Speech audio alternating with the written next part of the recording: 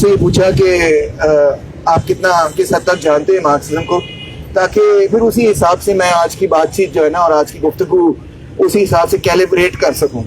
کہ اگر آپ پہلے ہی پی ایچ ڈی کر بیٹھے ہیں، ترجمے کر بیٹھے ہیں، تو پھر میں اور کسی سطح پہ بات کروں.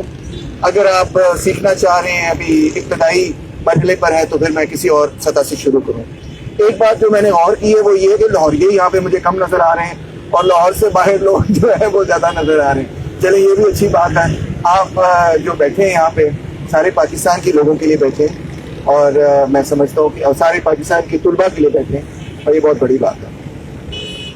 اچھا جی، مارکسزم ان ایوانوں میں، ان منڈیوں میں بہت ہی برا سمجھا جائے گا اور سمجھا جانا چاہیے.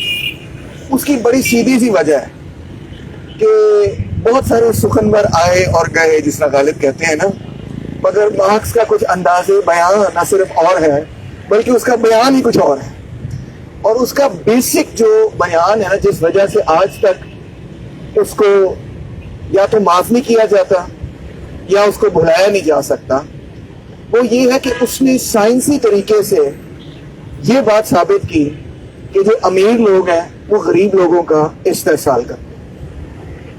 سیدھی بات ہے، کوئی کمپلیکیٹڈ لمبی چوڑی ٹرمینالوجی کی ضرورت نہیں ہے. ٹھیک ہے، کوئی بندہ نہ بھی پڑھا ہو تو اس بات کو سمجھ سکتا ہے کہ مارکس نے سائنسی طریقے سے یہ ثابت کیا کہ امیر لوگ غریبوں کا فائدہ اٹھاتے ہیں، استحصال کرتے ہیں، ظلم و جبر کرتے ہیں، زیادتی کرتے ہیں، اور ان کی محنت جو ہے وہ لوٹتے ہیں. یہ کس طرح ممکن ہے کہ ایک چھوٹا سا طبقہ، امیر لوگ تو بہت کم ہوتے ہیں، غریب لوگ تو بہت زیادہ ہوتے ہیں، ملینز کی تعداد میں غریب لوگ ہیں، بلینز کی تعداد میں غریب لوگ ہیں، اور چند ہزار بھی نہیں امیر لوگ دنیا کے اندر شاید. تو کیسے وہ ممکن ہے؟ یہ ممکن ہے کہ اتنے چند لوگ اتنے ملینز لوگوں کے اوپر حکمرانی بھی کریں، فائدہ بھی اٹھائیں، سب کچھ کریں. تو مارکس نے جواب دیا، اس کی سادہ سی اور سیدھی سی وجہ یہ ہے کہ ایک تاریخی پروسیس کے ذریعے، ایک تاریخ کے ذریعے جو ذرائع پیداوار ہیں، مشکل ٹرمینالوجی ہے، اس کو نکالو. ذرائع پیداوار اتنی مشکل کی بات نہیں ہمیں کرنی. معاشی وسائل، یہ تو آسان ہے نا. ذرائع پیداوار اور معاشی وسائل میں کوئی فرق نہیں ہے، ایک ہی مطلب ہے ان کا. ٹھیک ہے، سیم میننگ. اکنامک ریسورسز اور مینز آف پروڈکشن ایک ہی بات ہے. جتنے ذرائع پیداوار ہیں وہ ایک چھوٹے سے طبقے کے کنٹرول میں. اب جو انسانیت ہے ساری، وہ محنت کرنا جانتی ہے، وہ مزدوری کرنا جانتی ہے، مگر وہ اپنی محنت اور مزدوری کر نہیں سکتے جب تک کہ اس کے پاس معاشی وسائل نہ ہو. اگر آپ کھیتی باڑی جانتے ہیں، آپ کھیتی باڑی اس وقت تک نہیں کر سکتے جب تک آپ کو زمین نہ ہو، ہل نہ ہو، وسائل نہ ہو. آپ گاڑی بنانا جانتے ہیں، آپ مکینک ہیں، آپ ان چیزوں کو سمجھتے ہیں، آپ یہ کچھ نہیں کر سکتے جب تک آپ کے پاس اوزار نہ ہو، جب تک آپ کے پاس را مٹیریلز نہ ہو. تو یہ جو اکنامک ریسورسز ہیں، جو مینز آف پروڈکشن ہے، وہ ایک چھوٹے سے طبقے کے کنٹرول میں. یہ کنٹرول کیسے انہوں نے پیدا کیا؟ مارکس کہتا ہے اس کا ایک پورا تاریخی پروسیس ہے، اس کو دیکھنا پڑے گا. ایسٹ انڈیا کمپنی انڈیا میں کیسے آئی، اس نے مغلوں کو کس طرح یہاں پہ ڈیفیٹ کیا، باقی قوتوں کو کس طرح یہاں سے ڈیفیٹ کیا، ڈیفیٹ کرنے کے بعد انہوں نے کون سے یہاں پہ ریفارمز کیے، کیسے انہوں نے سارے وسائل کو اپنے قابو میں لیا. یہ پوری ہسٹری ہے، پوری تاریخ ہے. اور اس تاریخ کے بارے میں مارکس کہتا ہے کہ ہر پور سے جہاں سے پسینہ نکلتا ہے نا، ہر سوراخ سے جہاں سے پسینہ نکلتا ہے جسم میں، سرمایہ کے ہر سوراخ سے اسی طرح خون نکلتا ہے. کیونکہ یہ تاریخ پوری خون سے بھری پڑی ہے کہ کس طرح سے لوگوں سے، عام لوگوں سے، غریب لوگوں سے یہ وسائل چھینے گئے، ان کو زمینوں سے دھکیلا گیا، نکالا گیا، مارا گیا، کوٹا گیا، پیٹا گیا، اور ان کے وسائل پر آہستہ آہستہ قبضہ کر لیا گیا. تو ایک تو وہ تاریخ ہے جو کہ جنگ کے ذریعے لوگوں پر قبضہ کیا گیا، لوگوں کے وسائل پر قبضہ کیا گیا. ایک دوسری تاریخ وہ ہے کہ جس میں معاشی ذرائع سے دوسروں کے وسائل پر قبضہ کیا گیا. میرے پاس زمین ہے، میں نے کاشتکاری کی، میں بہت بڑا جاگیردار ہوں، آپ غریب انسان ہیں، آپ کے پاس چھوٹی سی زمین ہے، کچھ وقت آئے گا میں آپ کی زمین خرید لوں گا. آپ مجبور ہیں، آپ کے پاس چھوٹی زمین ہے، آپ مجبور ہیں، آپ نے مجھے زمین بیچنی. تو ایک طریقہ ہے کہ آپ دوسرے پہ، جس طرح افریقہ پر یورپ نے جا کے قبضہ کر لیا، تو ایک تو یہ ہے کہ قبضہ کر لو، ہم پہ بھی قبضہ کرو کیا، اس طرح سے لوگوں کے وسائل چھین لو، اور دوسرا معاشی طریقہ ہے. تو یہ دونوں طریقے جو ہے نا مارکس نے بڑی باریکی سے اپنی داس کیپٹل کے اندر ایکسپلین کی. اس نے یہ کہا کہ اگر وسائل میرے کنٹرول میں ہوں، فرض کریں میں سرمایہ دار ہوں، وسائل میرے کنٹرول میں ہوں اور آپ محنت کا شو مزدور ہو، جس کی ڈیفینیشن یہ ہے کہ آپ کے پاس کوئی وسائل نہیں ہے، کچھ بھی نہیں ہے آپ کے پاس سوائے یہ کہ آپ محنت کر سکتے ہیں، تو آپ مجبور ہیں کہ آپ اپنی قوت محنت مجھے آ کے بیچیں گے. اچھا ایک سیکنڈ کے لیے آپ ایسا اندازہ کریں، صرف ایک سیکنڈ کے لیے آپ ایسا اندازہ کریں کہ آپ خود سرمایہ دار ہیں، ٹھیک ہے؟ آپ کا کیا نام ہے؟ رباب. آپ فرض کریں کہ آپ ایک سرمایہ دار ہیں اور میں آپ کے پاس آتا ہوں، رباب جی صاحب جی مجھے نوکری دے دیں، ٹھیک ہے؟ تو آپ مجھ سے نوکری فرض کریں یہ ہے کہ میں کوئی موٹر سائیکلیں ٹھیک کر دیتا ہوں یا کوئی ایسا کام کرتا ہوں، ٹھیک ہے؟ تو آپ کہتے ہیں اچھا کتنی تنخواہ لوگے؟ مجھ سے پوچھتے ہیں. میں کہتا ہوں صاحب جی حالات بڑے خراب ہیں، میں آپ سے صرف 20,000 روپے تنخواہ لوں گا. اب سرمایہ دار کے ذہن میں کیا کیلکولیشن چل رہی ہے؟ سرمایہ دار اگر رباب آپ سرمایہ دار ہیں نا تو آپ کے ذہن میں کیلکولیشن یہ چلے گی کہ اگر اس کو میں 20,000 روپے دیتا ہوں تو یہ کتنی پیداوار کر کے دے گا مہینے میں؟ کیا یہ مجھے 10,000 روپے کی پیداوار کر کے دے گا، 15,000 کی کر کے دے گا، 20,000 کی کر کے دے گا، یا 40-50,000 لاکھ روپے کی پیداوار کر کے دے گا؟ اگر تو یہ مجھے لاکھ روپے کی پیداوار کر کے دے گا تو میں ایسے کہوں گا کہ تیمور فکر نہ کر، تجھے 20,000 بھی میں 25,000 روپے دوں گا. ساتھ تو نے 2 نعرے بھی لگانے پاک کہ اپنا سرمایہ داری زندہ باد، تیمور صاحب زندہ، رباب صاحب زندہ باد، ٹھیک ہے؟ میں زیادہ نہیں پیسے دے دوں گا، جتنے آپ نے مانگے اس سے شاید زیادہ بھی دے دوں، مگر سمجھنے کی بات یہ ہے کہ جو میں آپ کو پیسے دوں گا وہ ہوگی آپ کی مزدوری، اور جو آپ میرے لیے کام کریں گے وہ ہے آپ کی محنت. اور محنت اور مزدوری کے درمیان جو فرق ہوگا وہ کیا ہوگا؟ رباب کا منافع. مارا مجھے پر رباب کا منافع، یعنی منافع کی بنیاد جو ہے وہ آپ کی محنت اور آپ کو جو مزدوری ملتی ہے اس میں جو فرق ہے اس کے درمیان. یہ میں نے آسان کر کے سمجھایا ہے، بہت ہی آسان کر کے. اس کو میں کمپلیکیٹڈ کر کے بھی سمجھا سکتا ہوں کہ وہ جو مزدوری ہے وہ لیبر پاور ہے اور جو آپ محنت کر رہے ہیں وہ لیبر ہے. ان دونوں میں جو فرق ہے وہ سرپلس ویلیو ہے، جس کو ہم کہتے ہیں قدر زائد. قدر زائد کی 3 شکلیں ہوتی ہیں. ایک منافع جو ڈائریکٹ سرمایہ دار کماتا ہے، ایک رینٹ کرایہ جو کہ لینڈ لارڈ کماتا ہے، اور تیسرا سود جو کہ یہ بینکر بنکر کماتے ہیں. کدھر بینکر بنکر، ٹھیک ہے؟ سرپلس ویلیو کی 3 مختلف شکلیں ہوتی ہیں: منافع، کرایہ اور سود. ویسے تو اسلام میں سود ناجائز ہے مگر پوری معیشت سود پہ چلتی ہے، کوئی کسی کو پرابلم نہیں ہے. کوئی مولوی شولوی اس کے خلاف کوئی بغاوت نہیں کرتا. مولویوں کا پروگرام جو ہوتا ہے وہ یہ ہوتا ہے کہ عورتوں کے کپڑے ٹھیک پہنے، اس کے علاوہ ان کا اور کوئی پروگرام نہیں ہوتا. ٹھیک سے مراد یہ ہے کہ وہ جو کہتے ہیں وہ ٹھیک سے مراد یہ نہیں ہے کہ جو عورتیں خود کہیں گے یہ ٹھیک ہے سر. اچھا، تو یہ جب بات کارل مارکس نے تھیوری آف سرپلس ویلیو کے بارے میں سمجھائی تو تھر تھلی مچ گئی. باقی ساری باتیں اس کی جو تھی وہ ایک جگہ، اور یہ بات اس کی اتنی بڑی دریافت ہے کہ اس کی وجہ سے کارل مارکس جو ہے پچھلے 1000 سالوں میں گریٹسٹ تھنکر ہے. سائنٹیفکلی اس نے ثابت کیا کہ یہ سارے جو بیچارے لوگ یہاں صبح نوکریوں کے لیے نکلتے ہیں نا، یہ سب ان کا استحصال ہو رہا ہے. یہ سمجھے اس بات کو یا نہ سمجھے، یہ ایچ کریم بخش کے اندر جو لوگ کام کر رہے ہیں یہ یہی کہیں گے بخش آپ کی بڑی مہربانی ہے، مگر ان کو نہیں پتا کہ یہ ایچ کریم بخش ہو یا یہ کیا نام ہے اس کا الفتح الفلاح وغیرہ سینٹر ہو، یہ سارا محنت کشوں کی محنت کی وجہ سے چلتا ہے. اور جو سرمایہ دار منافع کماتے ہیں اور جو کرایہ ان کو ملتا ہے اور جو سود ان کو ملتا ہے جس کو ہم انگریزی میں انٹرسٹ کہتے ہیں، یہ سب محنت کش لوگوں کی لوٹی ہوئی محنت. اب آگے کارل مارکس یہ سمجھاتا ہے کہ یہ جو محنت کرنے والے اور محنت لوٹنے والے میں جو فرق ہے، یہ کسی سماج کے اندر جو بنیادی تفریق ہے یہ وہ بنیادی تفریق ہے، یہ اس کا ڈھانچہ ہے، یہ اس کا سٹرکچر ہے، یہ اس کا بنیادی حصہ ہے، یہ وہ بنیاد ہے جس میں پورا سماج کھڑا ہوتا ہے. اور اس کو وہ کہتا ہے اکنامک بیس. اور پھر اس اکنامک بیس کو قائم رکھنے کے لیے، اس استحصال کو قائم رکھنے کے لیے پوری کی پوری ایک اور مشینری تیار کی جاتی ہے. اگر آپ جیسے سرپھرے لوگ یہ کوشش کریں کہ یہ معاشی وسائل آپ کے کنٹرول میں آ جائیں تو آپ پہ ڈنڈا چلانے کے لیے پولیس بھی چاہیے, وہ ساتھ کھڑی ہے. اگر آپ جیسے لوگ, میرے جیسے لوگ یہ کہنا شروع کریں کہ یہ معاشی وسائل عوام کے کنٹرول میں ہونے چاہیے تو مجھے ٹھپنے کے لیے 2-4 پروفیسر بھی چاہیے, اب پڑھے لکھے پروفیسر ہوں جو میرا مقابلہ کر سکیں.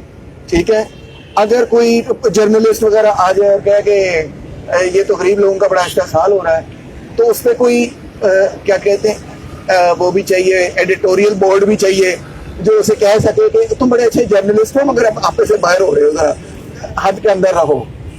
اگر کوئی دین اسلام کا استعمال کر کے یہ کہہ دے کہ دین اسلام میں تو تمام وسائل جو ہیں وہ تو خدا کی طرف سے لوگوں کے لیے ہیں تو یہ چند سرمایہ دار کیوں اس پر چڑھ گئے ہیں, تو اس کے لیے بھی آپ کو مسجدوں کے اندر اور مدرسوں کے اندر ایسے لوگ چاہیے جو کہے کہ نہیں یہ تو تم سوشلزم کی بات کر رہے ہو, سوشلزم تو دین کے خلاف ہے.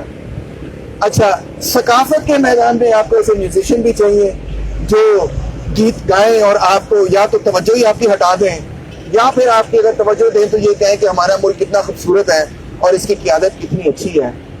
پھر اور بھی مزید اس قسم کے ادارے بھی چاہیے جو آپ کے سامنے کھڑے ہیں. ان کا مقصد یہ ہے کہ یہ سرمایہ داروں کے آپس کے جو تعلقات ہیں ان کو بھی قائم رکھتے ہیں, ان کی آپس کی ڈسکشن کا بھی حصہ بنتے ہیں اور وہاں پہ یہ فیصلہ بھی کر سکتے ہیں کہ آپ کو کیا مراد ملنی چاہیے کیا مراد نہیں ملنی چاہیے. تو یعنی کہ یہ پورا cultural, political, ideological super structure ہے. سپر اسٹرکچر کا مطلب یہ ہے کہ جو منزل کی بنیاد ہے اس کے اوپر جو منزل کھڑی کی جاتی ہے وہ تمام خیالات کی پوری منزل ہوتی ہے جس کا مقصد یہ ہوتا ہے کہ اس استحصال کو برقرار رکھا جائے. اور یہ بڑی طاقتور ہوتی ہے.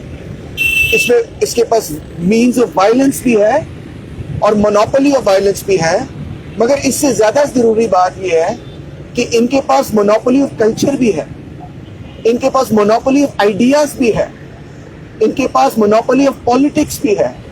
یعنی کہ ان کے پاس ایک طرح کی وہ فل اسپیکٹرم ڈومیننس ہے جس کو آرمی کہتی ہے نا ہائبرڈ وار. یہ بھی ایک ہائبرڈ وار ہے کہ انہوں نے کوئی بھی زندگی کا حصہ نہیں چھوڑنا جس میں کہ یہ نہ ثابت کرنے کی کوشش کریں کہ جو موجودہ نظام ہے وہی سب سے اچھا نظام ہے. ہاں اس میں چلے تھوڑی بہت رد و بدل کی جا سکتی ہے, تھوڑا بہت آپ کے مراد بہتر کیے جا سکتے ہیں, مگر بنیادی نظام نہیں تبدیل کیا جا سکتا. تو مارکس نے کہا کہ یہ سب کا سب ڈھانچہ جو ہے اگر ہم تاریخ کو یا سوسائٹی کو اسٹڈی کریں یہ سب پورے کا پورا ڈھانچہ اس طبقاتی استحصال کو قائم رکھنے کے لیے کھڑا کیا گیا.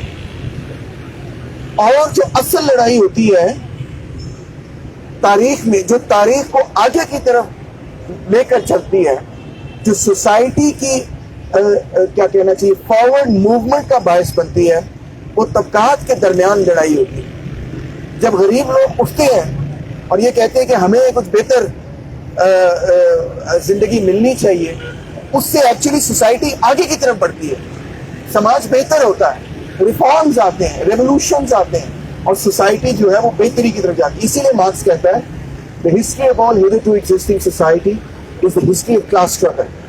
اس سے یہ مراد نہیں لینی چاہیے کہ اگر میرے بھائی اور میرے درمیان یہ اختلاف ہو جائے کہ میں نے گاڑی لگا دی اور وہ یہ کہا کہ یہ گاڑی کا اسپاٹ میرا تھا اور ہماری لڑائی ہو جائے تو اس کا مطلب ہے یہ ہماری کو طبقاتی لڑائی ہے. That's wrong. مگر اس سے یہ مراد ہے کہ جو بڑی لڑائی ہیں سماج کے اندر, بڑی بڑی نظریاتی لڑائیاں در حقیقت, اور جو بڑے بڑے نظریاتی کانفلکٹ ہمیں تاریخ میں نظر آئے ہیں, در حقیقت ان کے پیچھے کسی نہ کسی طبقے کے مفادات پوشیدہ ہوتے ہیں. اور ہم انسانی تاریخ کو اس طبقاتی تناظر میں دیکھ سکتے ہیں اور سمجھ سکتے ہیں, اور اس بات کو سمجھ سکتے ہیں کہ جو بڑے بڑے انقلاب ہوئے اور بڑی بڑی تبدیلیاں ہوئی ان کے پیچھے کن طبقات کا کردار تھا, کیا کردار تھا اور کیا کردار نہیں تھا. فرینچ ریولوشن کون لوگ چاہتے تھے اور کون لوگ روکنا چاہتے تھے, کون لوگ جو ہے وہ چاہتے تھے کلونیلزم ختم ہو اور کون لوگ جو ہے وہ یہ چاہتے تھے کہ چلو انگریز چلے جائیں مگر یہ نظام قائم رہنا چاہیے, کون لوگ جو ہے وہ یہ چاہتے تھے کہ تھرڈ ورلڈ کے افریقہ کے اندر سے سلیوری کا نظام مکمل طور پہ ختم ہو جائے, اور کون لوگ یہ کہتے تھے کہ سلیوری ختم ہو جائے مگر چلو یورپ کے ساتھ کوئی ملا جلا قسم کا معاملہ چلتا رہے. آواز میری ٹھیک آ رہی؟ ٹریفک کا شور بڑا ہے. تو یہ کافی بنیادی باتیں ہیں اور آئی ایم شیور آپ تو پروگریسو ہیں سارے اور پروگریسو اسٹوڈنٹ کلیکٹیو سے حصہ رکھتے ہیں, تو یہ زیادہ تر باتیں آپ جانتے ہوں گے میرا خیال ہے. کیوں میں ٹھیک کہہ رہا ہوں؟ ہاں. مگر میں آپ کو بتانا یہ چاہ رہا ہوں کہ جب سے مارکس نے یہ بات کہی تو ایک بوچھاڑ, اب ذرا کمپلیکیٹڈ چیز کی طرف جاتے ہیں, ایک بوچھاڑ جو ہے مارکسزم کے خلاف شروع ہو گئی کہ اس نے جینڈر پہ نہیں دیکھا. حالانکہ یہ بات درست نہیں تھی. انہوں نے تو سب سے پہلی سب سے اہم کتاب اس پہ لکھی, origins of the family, private property and the state.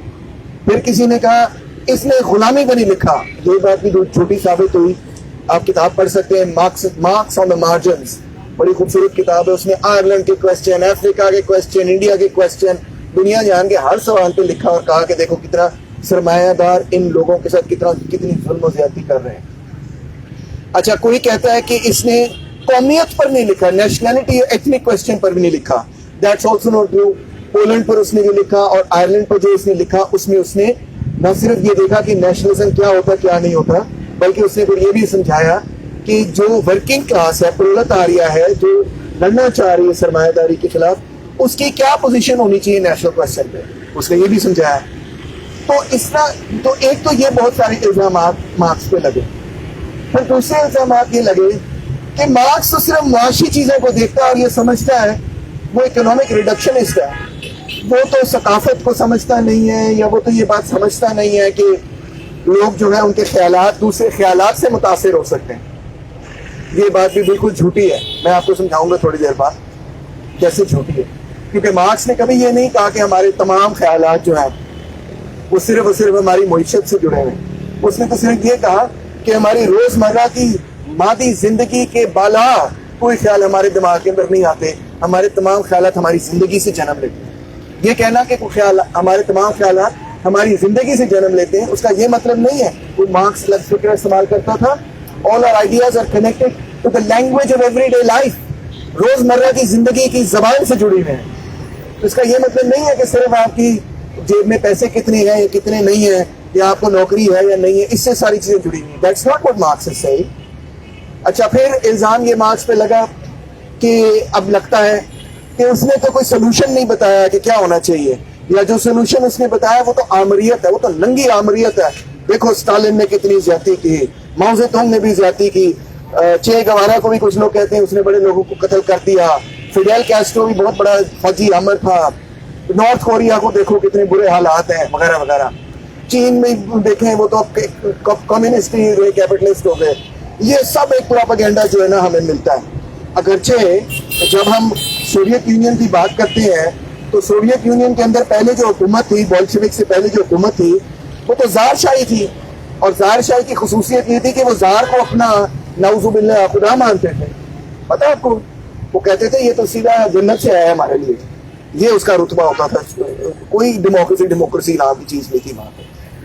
یہ نہیں لوگوں کو بتاتے کہ پہلا وہ بڑا ملک نیوزی لینڈ کے علاوہ جہاں پہ عورتوں کو ووٹ ملنے کا حق ملا وہ تو سوویت یونین تھا. سوویت یونین پہلا ملک تھا جس نے عورتوں کو ووٹ کا حق دیا. وہ دیتا ہی نہیں تھا ووٹ کا حق عورتوں کو, اس کے بعد باقی ملکوں نے دیا. تو یہ آمریتیں نہیں تھیں, یہ مزدوروں کی حکومتیں تھیں. اور جو مزدوروں کی حکومتیں تھیں انہوں نے سرمایہ دار اور جاگیردار اور جو بڑے بڑے بلینئرز تھے ان کی قوتوں کو بزور بازو دبایا تھا. اس لیے ان کے لیے یہ آمریت تھی, مگر عوام کے لیے آمریت نہیں تھی. عوام کے لیے وہاں پہ بے روزگاری ختم ہوئی, وہاں پہ غربت ختم ہوئی, وہاں پہ ایجوکیشن ہر بندے کو ملی, وہاں پہ ہیلتھ کیئر ہر بندے کو ملا. تو یہ جو ساری سہولتیں ملی یہ کیوں ملی؟ آفٹر آل ایویں ملی نہیں, عوام اقتدار میں تھی تو عوام کو یہ سب چیزیں ملی نا, عوام کی زندگی بہتر ہوئی. پھر انہوں نے ایک موومنٹ تیار کی پوری یورپ کے اندر جس کا نام ہے فیشزم, اور فیشزم کے ذریعے انہوں نے سوویت یونین کو خون کی ندیوں میں بہانے کی کوشش کی. ان کو قتل کر دیں گے سب کو, الو کے پٹوں کو, کہ یہ کمیونسٹ ہیں, ترکے ہیں وغیرہ وغیرہ, سب کو مار دو. اگر ان کے پاس نیوکلیر بم ہوتا وہ نیوکلیر بم گرا دیتے. شکر ہے ان کے پاس نیوکلیر بم نہیں تھا. 26 ملین بندہ مارا انہوں نے, 50 ملین بندہ ورلڈ وار 2 کے اندر مرا, پھر بھی کامیاب نہیں ہوئے. مزدوروں نے لڑ کے جو ہے اپنی کامیابی حاصل کی اور پورے کی پورے یورپ, فیشسٹ یورپ کو شکست دی. تو وہ ساری تاریخ جو ہے نا ہم سے چھپا کر ہمیں جھوٹی موٹی تاریخ پڑھائی جاتی ہے کہ وہ تو سب شفاق قسم کے جو ہے نا بڑے خوفوار قسم کے کیا کہنا چاہیے کیا نام ہے عامر تھے. بھائی یہ ایسے عامر تھے جن کے اپنے بیٹے جو ان جنگوں میں لڑ رہے تھے اور مارے گئے. آپ کو پتہ ہے؟ یس, اسٹالن کا بیٹا یاکولیو جو ہے وہ فیشسٹوں نے پکڑا اور فیشسٹوں نے کہا آپ کا پتر واپس کر دیتے ہیں, آپ ہمارا جنرل واپس کر دیں, اس کا نام ہے وان پولوس. اسٹالن نے کہا all the sons and daughters of the Soviet Union are my sons and daughters. Soviet union کے تمام بیٹے بیٹیاں میرے بیٹے بیٹیاں, میں جنرل نہیں دوں گا اپنے بیٹے کے لیے, وہ تو کارپورل ہے. اس کو مار دیا. ماؤ زے تونگ کا بیٹا نارتھ کوریا کے اندر امریکہ کے خلاف لڑتا ہوا مرا, اس کا بڑا بیٹا, سب سے بڑا بیٹا وہاں پہ فوجیں لیڈ کر رہا تھا جناب, بتاتے ہیں آپ کو یہ بات. تو یہ بڑے ڈفرینٹ قسم کے لوگ تھے. آج کے ہو چی مین ساری زندگی پہاڑوں کے اندر اور جنگلوں کے اندر اس نے اپنی زندگی گزار دی. چے گوارا نے خود اپنی شہادت دی وغیرہ وغیرہ. یہ سب یہ بڑے عظیم لوگ تھے. تو ان کے بارے میں جھوٹ وغیرہ جو ہے نا اگلنا ایک پوری انڈسٹری ہے جس کا کام ہی ہے کہ ان کے بارے میں کچھ جھوٹ بولتے رہتے ہیں. Don't believe the لائز, okay, don't believe the لائز. یہ سب سرمایہ داروں کا پروپیگنڈا ہے اس مقصد کے لیے کہ آپ جو ہے نا اپنے ذہن میں یہ سوچیں کہ اگر ہم نے سرمایہ داری نظام کو چیلنج کیا تو پہلے سے بھی برا کوئی نظام آ جائے گا. یہ وہ بنیادی سبق دینا چاہیے. آپ دیکھیں, میں آپ کو ایک ایگزامپل دیتا ہوں. ہالی ووڈ دیکھیں, ہالی ووڈ میں بہت ساری مزیدار کہانیاں ہوتی ہیں. یا جس طرح ابھی ایک بڑی فیمس اور بڑی مزیدار سیریل تھا گیم آف تھرونز. کسی نے دیکھی گیم آف تھرونز؟ کوئی فین تھا گیم آف تھرونز کا؟ چلو ایک بتا تو 2 3. اچھا, گیم آف تھرونز میں ایک خاتون ہوتی ہے, بہت سارے کردار ہیں. ایک خاتون ہوتی ہے جو غلاموں کی بغاوت لیڈ کر رہی ہوتی ہے, اور آخر میں وہ کیا دکھاتے ہیں کہ وہ خاتون جو ہے نا وہ عوام کا قتل عام کرنا شروع کر دیتی اپنے ڈریگنز کے ذریعے. کیا سبق دے رہے ہیں وہ آپ کو کہ جو چیمپئنز آف دا پیپل ہیں وہ پہلے سے بھی زیادہ شفاف حکومت قائم کریں. اور یہ سبق آپ کو بتاؤ صرف گیم آف تھرونز میں نہیں ہے, بار بار ہر فلم کے اندر, ہر کتاب کے اندر, ہر ڈرامے کے اندر یہ آپ کو پیش کیا جاتا ہے. خبردار اس نظام کو نہ چیلنج کرنا, سرمایہ داروں اور ان جاگیرداروں کی حکومت کو نہ گرانے کی کوشش کرنا. اگر تم نے گرانے کی کوشش کی تو پہلے سے بھی زیادہ عمران خان سے بھی برا اور فوجی آمریتوں سے بھی برا کوئی نظام آ جائے گا اور تمہاری زندگی تباہ و برباد ہو جائے گی. ہاں, میں یہ نہیں کہہ رہا کہ جو کمیونسٹ لیڈرز تھے انہوں نے کبھی کوئی غلطی نہیں کی. میں یہ نہیں کہہ رہا کہ انہوں نے کبھی کوئی انیسنٹ لوگوں کے ساتھ ظلم و زیادتی نہیں کی. لڑائی تھی, جھگڑا تھا, جنگ تھی, ہوا, بڑی غلطیاں بھی ہوئی, انسان تھے. مگر میں یہ ضرور کہہ رہا ہوں کہ یہ غریب لوگوں کی بغاوت تھی اور یہ غریب لوگوں کی بغاوت کے مین لیڈرز تھے. یہ میں آپ کو بتا رہا ہوں. اور لہٰذا سرمایہ دار جو ہیں وہ کبھی بھی آپ کو یہ تاریخ اوبجیکٹو طریقے سے نہیں سکھائیں کہ اصل میں کیا, کہاں غلطی ہوئی, کہاں بہت کمال ہوا, بہت کہاں ہیروئزم ہوا اور کہاں غلطی ہوئی, یہ آپ کو نہیں بتائیں. So don't expect the truth from the institutions of capital because they have their own interest to preserve. آپ کو سچ جو ہے وہ خود دریافت کرنا ہوگا اور خود سمجھنا ہوگا کہ یہ ایکچوئل تاریخ کیا ہے. میرا میں یہ بتاتی ہیں کہ مارکس نے تو ہیومن نیچر کو ہی نہیں سمجھا, انسانی فطرت کو ہی غلط سمجھا. اچھا, یہ سب جو ہے نا وہ اس طرح آپ نے کبھی وہ آرگیومنٹ سنی ہے, لوگ آپ کو کہتے ہیں کہ سوشلزم تو بڑا ان نیچرل ہے, انسانی قدرت کے خلاف ہے. کیوں بھائی انسانی قدرت کے خلاف ہے؟ کیونکہ سوشلزم میں ہر بندے کو برابر تنخواہ ملے گی اور انسینٹیو ختم ہو جائیں گے اور کوئی بندہ کام نہیں کرے گا, ہر بندہ لیزی ہو جائے. یہ آپ نے سنی آرگیومنٹ؟ دن رات لوگ یہ ریپیٹ کرتے رہتے ہیں. ابھی وہ ایک بہت بڑا بلاگر ہے دھرو راتھی, اس نے بھی بلاگ کیا تو اس نے بھی یہی کہا کہ یہ تو بڑا نیچرل قسم کا سسٹم ہے. بڑے بڑے یونیورسٹی کے professor, P H D, associate professor, full professor 40 سال سے پڑھا رہے ہیں, کلاس میں آ کے یہ سبق دیتے ہیں کہ سوشلزم میں تو سب کی تنخواہ برابر ہو جائے گی اور لہٰذا کوئی انسینٹیو نہیں ہوگا. ابھی بھائی کہاں لکھا ہے یہ؟ کہاں لکھا ہے کہ سوشلزم میں سب کی تنخواہ برابر ہو جائے گی؟ کارل مارکس نے critique of the Gotha programme میں برملا اور کلیئرلی یہ لکھا ہے کہ ہم سب کی تنخواہ نہ تو برابر کر سکتے ہیں اور نہ کرنا چاہتے ہیں, اور یہ سوچ ہی غلط ہے. اور یہ تو فرینچ ریولوشن کا ایک نعرہ تھا جو کہ ابسرڈ ہے, یہ لفظ استعمال کرتا ہے, ابسرڈ ہے. ہر بندہ برابر نہ تو ہے اور نہ ہو سکتا ہے اور نہ ہم کرنا چاہتے ہیں. ہمارا نعرہ تو یہ کہ ہم طبقاتی استحصال کو ختم کرنا چاہتے ہیں. ہمارا یہ نعرہ یہ نہیں ہے کہ ہر بندہ ایک جیسے کپڑے پہنے, ایک جیسی گاڑی چلائے, ایک جیسے گھر میں رہے, ایک ہی اسکول میں جائے, ایک جیسے اسکولوں میں جائے. یہ نہیں وہ کہہ رہا بھائی, یہ نہیں وہ کہہ رہا کہ ہر بندے کی ایگزیکٹلی انکم برابر ہو جائے. نو, یہ بھی نہیں وہ کہہ رہا کہ ہر بندہ جو ہے وہ اپنے ہر حوالے سے برابر ہو جائے, ایکول ہو جائے. بھائی استاد استاد ہوتا ہے, شاگرد شاگرد ہوتا ہے, ٹھیک ہے, لیڈر لیڈر ہوتا ہے, فالوور فالوور ہوتا ہے. اینارکسٹ نہیں ہے مارکس. مارکس یہ نہیں سبق دے رہا کہ تمام ہائرارکیز ختم ہو جائیں, جس طرح جارڈن پیٹرسن ہمیں سبق سکھاتے ہیں کہ وہ لیفٹ والے کے تمام ہائرارکیز ختم کر دیں گے. تو کہاں کہا ہم نے کہ ہم تمام ہائرارکیز ختم کریں گے؟ ہم نے کبھی بھی نہیں کہا. پیرنٹس اور بچوں کے درمیان ہائرارکی رہے گی, بچوں کو پیرنٹس کی بات ماننی پڑے گی کیونکہ وہ بچے ہیں, ٹھیک ہے. شاگرد بننے کا فائدہ کیا ہے؟ اگر استاد جتنا آپ کا علم ہے تو پھر آپ کو استاد کی کیا ضرورت ہے؟ استاد شاگردی کا اگر رشتہ ہے تو ظاہری بات ہے استاد کوئی ایسا علم یا فن رکھتا ہے جو آپ نے سیکھنا ہے, جو آپ کے پاس نہیں ہے, تبھی آپ انہیں اس کو استاد مانا ہے نا. تو وہ رشتہ ایک خاص مخصوص رشتہ ہے. لیڈر اور فالوور میں بھی ہے. بھائی لیڈر وہی ہوگا جو سارا وقت دن رات پاگلوں کی طرح سڑک پہ بیٹھا رہے گا اور کہے گا کہ کیا نام ہے, اسٹوڈنٹ یونین بحال کرو, ٹریڈ یونین بحال کرو. جو محنت کرے گا, جدوجہد کرے گا, قربانی دے گا, پاگلوں کی طرح اپنا دماغ خراب کرے گا, رول جائے گا سڑکوں پہ, اسی کی لوگ عزت کریں گے نا. میں گھر بیٹھا رہوں گا اور میں کہوں گا میں بہت بڑا مارکسسٹ ہوں کیونکہ میں نے باس کا پتل پڑھی ہے, اور میں کبھی عوام کے لیے نکلوں ہی نہ سڑکوں پہ, اور کبھی میں لڑوں ہی نہ لوگوں کے لیے. تو لوگوں کو کون نہیں لیڈر مانے گا یا آپ کو لیڈر مانے گا؟ کوئی بھی نہیں مانے گا. تو لیڈر بننا تو بہت توبہ توبہ توبہ, لیڈر بننا بہت اوکھا کام ہے کیونکہ اس میں تو بہت کانٹے ہیں بھائی. لیفٹ کا لیڈر بننا اور رائٹ کا لیڈر بننا ہو تو کوئی مسئلہ نہیں ہے, وہ تو بہت موج کا کام ہے کیونکہ اس میں تو آپ کو بڑا بینیفٹ ہے. غریبوں کا لیڈر بننا, محکوموں اور مظلوموں کا لیڈر بننا, وہ لوگ جو کہ بھٹا مزدور ہیں ان کا لیڈر بننا, بن کے دکھاؤ ہڈیاں توڑ دیتے ہوتے ہیں یہ بھٹا مال ہے, پتہ نہیں آپ کو. کر کے دیکھیں ان کی غلامی آزاد کر کے دیکھیں, جو وہ ظلم کرتے ہیں وہ کانوں کا ہاتھ لگا لیں گے. نجی جیلیں بنائی نہیں انہوں نے, بانڈیڈ لیبر ہے, سلیو لیبر ہے, ٹھیک ہے. اور ملینز آف لوگ سلیو لیبر میں. ایچ آر سی پی میں کون تھا؟ آپ تھے نا. تو کتنا ایچ آر سی پی کی کیا رپورٹ ہے؟ 2 ملین سلیو لیبرز ہیں, 2 ملین سلیو لیبر, اندازہ کریں آپ. تو سلیوز کا, غلاموں کا لیڈر بن کے دکھائیں. اسپارٹیکس ہوں گے آپ تو پھر کامیاب شاید ہو جائیں, ادروائز تو آپ کے ساتھ اسپارٹیکس کے ساتھ پتہ نا کیا ہوا تھا, اس کو سلیب پہ چڑھایا گیا تھا نا.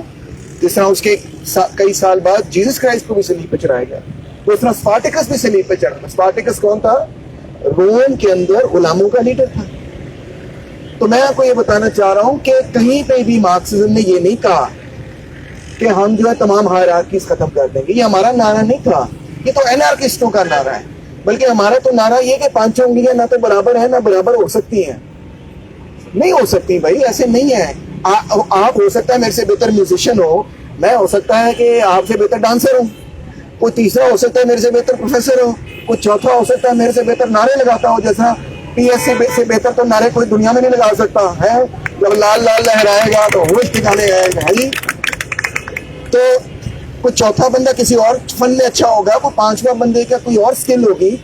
ہر 5 انگلیاں برابر تو نہیں ہوں گی, اور ہم برابر کرنا نہیں چاہتے, ٹھیک ہے. اچھا پھر ضروریات برابر نہیں ہیں.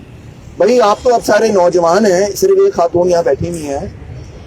جب آپ کی فیملیز ہوں گی اور بچے ہوں گے پھر پتہ چلے گا کہ ضروریات بالکل بھی برابر نہیں ہوتی. جس پیریڈ کے اندر خاتون جو ہے وہ پریگننٹ ہو, حاملہ ہو, پھر اس کا چھوٹا سا بیبی ہو وغیرہ وغیرہ, تو اس کی بیبی کی دیکھ بھال میں وہ توبہ استغفار. کیوں سلمان, میں کچھ جھوٹ بولیا؟ یہ میرے ساتھ بینڈ ممبرز ہیں جی, سلمان ملک بیس گٹار بجاتے ہیں, یہ ندیم حسن ہے, ان کے بھی بچے ہیں, یہ میرے ساتھ ڈرمز بجاتے ہیں. کیوں جی ندیم, میں ٹھیک کہہ رہا ہوں نا؟ دن رات جو ماں کو محنت کرنی پڑتی ہے اپنے بچے کو پالنے اور پوسنے کے لیے, وہ آپ اور میں شاید کر بھی نہیں سکتے. سچی بات ہے. رات کو جو میری زہرا زوئی مجھے اٹھاتی تھی تو مجھے تو سر میں درد شروع ہو جاتی تھی کہ یار میں نہیں اٹھ سکتا, مجھ سے نہیں اٹھا جا رہا اس کو دودھ پلانے کے لیے. بہت مشکل کام, ٹھیک ہے. تو میں آپ کو یہ بتا رہا ہوں کہ اس پیریڈ کے اندر اب کیا میں ماوش سے کہوں, میں ماوش ابھی آئے گی تھوڑی دیر میں, ماوش بھی آئے گی, ماوش سے یہ کہوں جا تم بھی جا کے روٹی کما کے لے کے آ, یہ کیوں ہو سکتا ہے؟ ہو سکتا ہے کبھی سلمان؟ دنیا کا سب سے زیادہ بچہ پالنا بہت مشکل کام, ٹھیک ہے.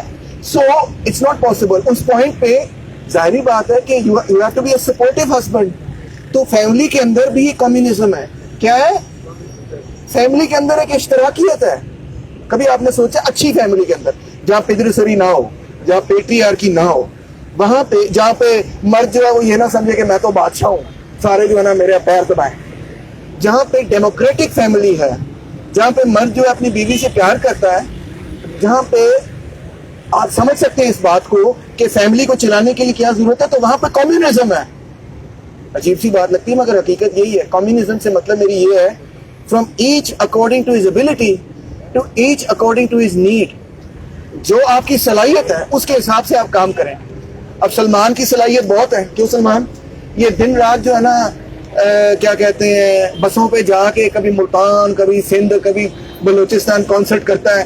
رات کو کانسرٹ کرتا ہے, بس میں بیٹھتا ہے, صبح ادھر آتا ہے, پھر لال بینڈ کا کانسرٹ کرتا ہے, پھر رات کو بس میں بیٹھتا ہے, پھر فیصل آباد پہنچا ہوتا ہے. کئی دن چلتا رہتا ہے. یہ اس کی کیپیسٹی ہے. اپنی کیپیسٹی کے حساب سے وہ کام کرتا ہے جی. اور ضروریات کے حساب سے وہ اس میں سے پیسے لیتا ہے. بیوی سے یہ نہیں کہتا میری بیوی بھی آ گئی ہے, آ جاؤ مابش کم سے تو بیوی سے یہ نہیں کہتا سلمان کہ بھائی یہ تو پیسے میں نے کمائے ہیں, تمہیں نہیں میں دوں گا, تم اپنے پیسے کما کے لاؤ. He has to understand. یا بچوں سے نہیں آپ یہ کہہ سکتے ہیں یہ تو میں نے کمایا, تم اپنے کما کے لگ گیا. وہ تو بھوکے مر جائیں گے, وہ تو کما نہیں سکتے نا, ڈیپینڈنٹس ہیں. So what I'm trying to say is کہ ایک ڈیموکریٹک فیملی کے اندر آپ اس بات کو سمجھ سکتے, میں آسان کر کے سمجھا رہا ہوں نا چیزوں کو, کہ آپ اس بات کو سمجھ سکتے ہیں انسانیت نہ چل سکتی ہوتی اگر فیملی کے اندر کمیونزم نہ ہوتا. انسانیت نہ چلتی اگر انسانیت میں کمیونزم نہ ہوتا.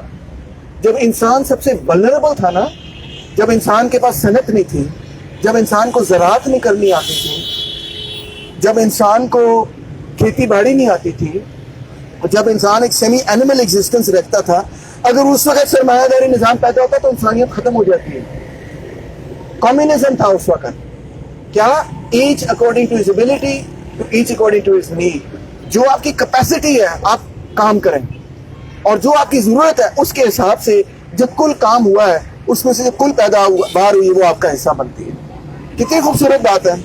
اب معذور لوگ ہیں ملک میں ہوتے ہیں, ٹھیک ہے, کیا ہم ان کو چھوڑ دیں وہ بھیک مانگتے رہے سڑکوں پہ کیونکہ وہ معذور ہو گئے, کیونکہ ان کی کیپیسٹی نہیں تھی اینٹیں اٹھانے کی؟ No, that is the capitalist way, that is not the communist way. Communist میں یہ ہے کہ ہم ان کو بھی وہ اچھی زندگی فراہم کریں گے جو اپنی ان کی نیڈ کے حساب سے, ابیلٹی کے حساب سے نہیں, نیڈ کے حساب سے زندگی دیں گے. اور اگر میں زیادہ کام کر سکتا ہوں میں زیادہ کام کر لوں گا, نو پرابلم. ہم ایک فیملی کی طرح رہیں گے, ہم ایک کمیونٹی کی طرح رہیں گے, ہم ایک کمیون کی طرح بھی رہ سکتے ہیں. کچھ نہیں فرق پڑتا اگر میں تھوڑا زیادہ کام کر لوں گا اور چلے یار میرے کسی دوست کا اس سے بھلا ہو جائے گا تو مجھے میری کو آفت آ جائے گی, میں کو مر جاؤں گا, نہیں مروں گا. سوسائٹی بہتر ہوگی, اور اگر سوسائٹی بہتر ہوگی تو میں بھی بہتر ہوں گا. اگر سڑکیں صاف ہوں گی, اگر ہسپتال اچھے ہوں گے, اگر اسکول اچھے ہوں گے, اگر لا اینڈ آرڈر مینٹین ہوگا, اگر غربت ختم ہو جائے گی, اگر بیماری ختم ہو جائے گی, اگر لوگوں کو علاج ملے گا, لوگ صحت یاب ہوں گے, لوگ پارکس میں ہنسیں گے, کھیلیں گے, کودیں گے, انجوائے کریں گے, تو میری بھی زندگی بہتر ہوگی نا. میں روز اٹھ پہ اخبار میں یہ تو نہیں پڑھوں گا کہ آج 4 عورتوں کو قتل کر دیا غیرت کے نام پر, ٹھیک ہے نا. اگر سوسائٹی بہتر ہوگی تو میں بھی بہتر ہوں گا. اس بات کو سمجھنا ہے. بڑے سارے فلاسفرز نے یہ ایک بات کہی ہے اور اس بات کو سمجھنا ضروری ہے. My well being is connected to the well being of society, and the well being of society is connected to the social structure of society. اور وہ سوشل اسٹرکچر چینج کرنے کی ضرورت ہے ان سچ اے وے تاکہ ہم ایک ایسا سماج بنا سکیں جہاں پہ تمام لوگ انسانوں والی زندگی گزار سکیں. اور یہ ممکن ہے. مارکس نے یہ سمجھایا, نہ صرف یہ ممکن ہے بلکہ اس نے یہ کہا کہ یہ ناگزیر ہے, انیویٹیبل ہے. جیسے جیسے صنعتی ترقی چلتی چلی جائے گی, بڑھتی چلی جائے گی, ویسے ویسے وہ طبقہ جس کے پاس ایڈوانسڈ مینز آف پروڈکشن ہے, یعنی کہ جو صنعتی مزدور ہے, اس لیے نہیں پرولتاریہ جس کو ہم کہتے ہیں, پرولتاریہ بڑا اوکھا لفظ ہے, آسان لفظ ہے. صنعتی مزدور آپ بھی سمجھ سکتے ہیں, وہ مزدور جو صنعت میں کام کرتا ہے. تو مارکس کہتا ہے صنعتی مزدور وین گارڈ ہے of the people. When guard کا مطلب ہوتا ہے ہراول دستہ. فوج میں دیکھا نا وہ دستہ جو سب سے بہادر ہوتا ہے وہ سب سے آگے ہوتا ہے, وہ سب سے پہلے جا کے چارج کرتا ہے انیمی میں بغیر کسی ڈر و خوف کے. تو عوام کا ہراول دستہ کدھر ہے؟ وہ کہتا ہے عوام کا ہراول دستہ جو ہے when guard of the working class جو ہے وہ یہ ہے, جو انڈسٹریل پرولٹیریا. کیوں یہ کیوں اسٹوڈنٹس کیوں نہیں؟ آپ تو بڑے افسوس آپ کو فیل ہو رہا ہے سر یہ تو ہمارے جاتی ہے, ہم وین گارڈ ہیں. آپ نے صنعتی مزدوروں کو کیوں وین گارڈ بنا دیا؟ یا کوئی اور سوچے گا کہ خواتین وین گارڈ ہیں یا کوئی اور وین گارڈ. صنعتی مزدور ہی کیوں؟ یا یہ کیوں نہیں کہ جھگی والے مزدور کیوں نہیں؟ وہ کیوں نہیں وین گارڈ ہو سکتے؟ بھائی ایک دو تو ہو سکتے ہیں مگر بطور کلاس کیوں نہیں ہو سکتے؟ میں آپ سمجھاتا ہوں, یہ بہت ضروری بات ہے سمجھنے کی. مارکس یہ کہتا ہے دیکھیں سرمایہ داری نظام کو وہی طبقہ شکست دے سکتا ہے جو سرمایہ داروں کی ٹیکنالوجی سمجھ کے کام کرتا ہو.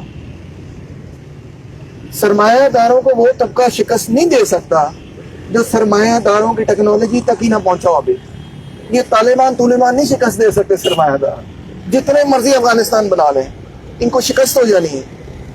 ٹھیک ہے, یہ جو ریلیجس لابی ہے یہ ساری کی ساری وہ لابی ہے جو کہ ابھی سرمایہ داری نظام سے بھی پرانے نظام کے اندر ان کی مینٹیلٹی ہے, میڈیول مینٹیلٹی ہے. تو یہ کبھی بھی جو ہے جدید صنعت کے ساتھ نہ تو جڑے ہوئے لوگ ہیں اور نہ جدید صنعت کو جانتے ہیں. وہی طبقہ جو جدید ترین ٹیکنالوجی کے ساتھ جڑا ہوا ہے اور جو مظلوم ہے, دو کنڈیشن ہو گئے نا, جو جدید ٹیکنالوجی کے ساتھ جڑا ہوا ہے جو مظلوم ہے, وہ جب منظم ہوتا ہے تو وہ سماج کو پھر وہ ساری ٹیکنالوجی سکھا سکتا ہے. وہ سماج کو ری آرگنائز کر سکتا ہے اس انڈسٹریل بیسس پہ. ہو سکتا ہے کہ آپ کچھ قبائلی غریب لوگوں کو اکٹھا کر کے پھر کسی کمزور ریاست پر قابو پا لیں, جس طرح طالبان نے قابو پا لیا.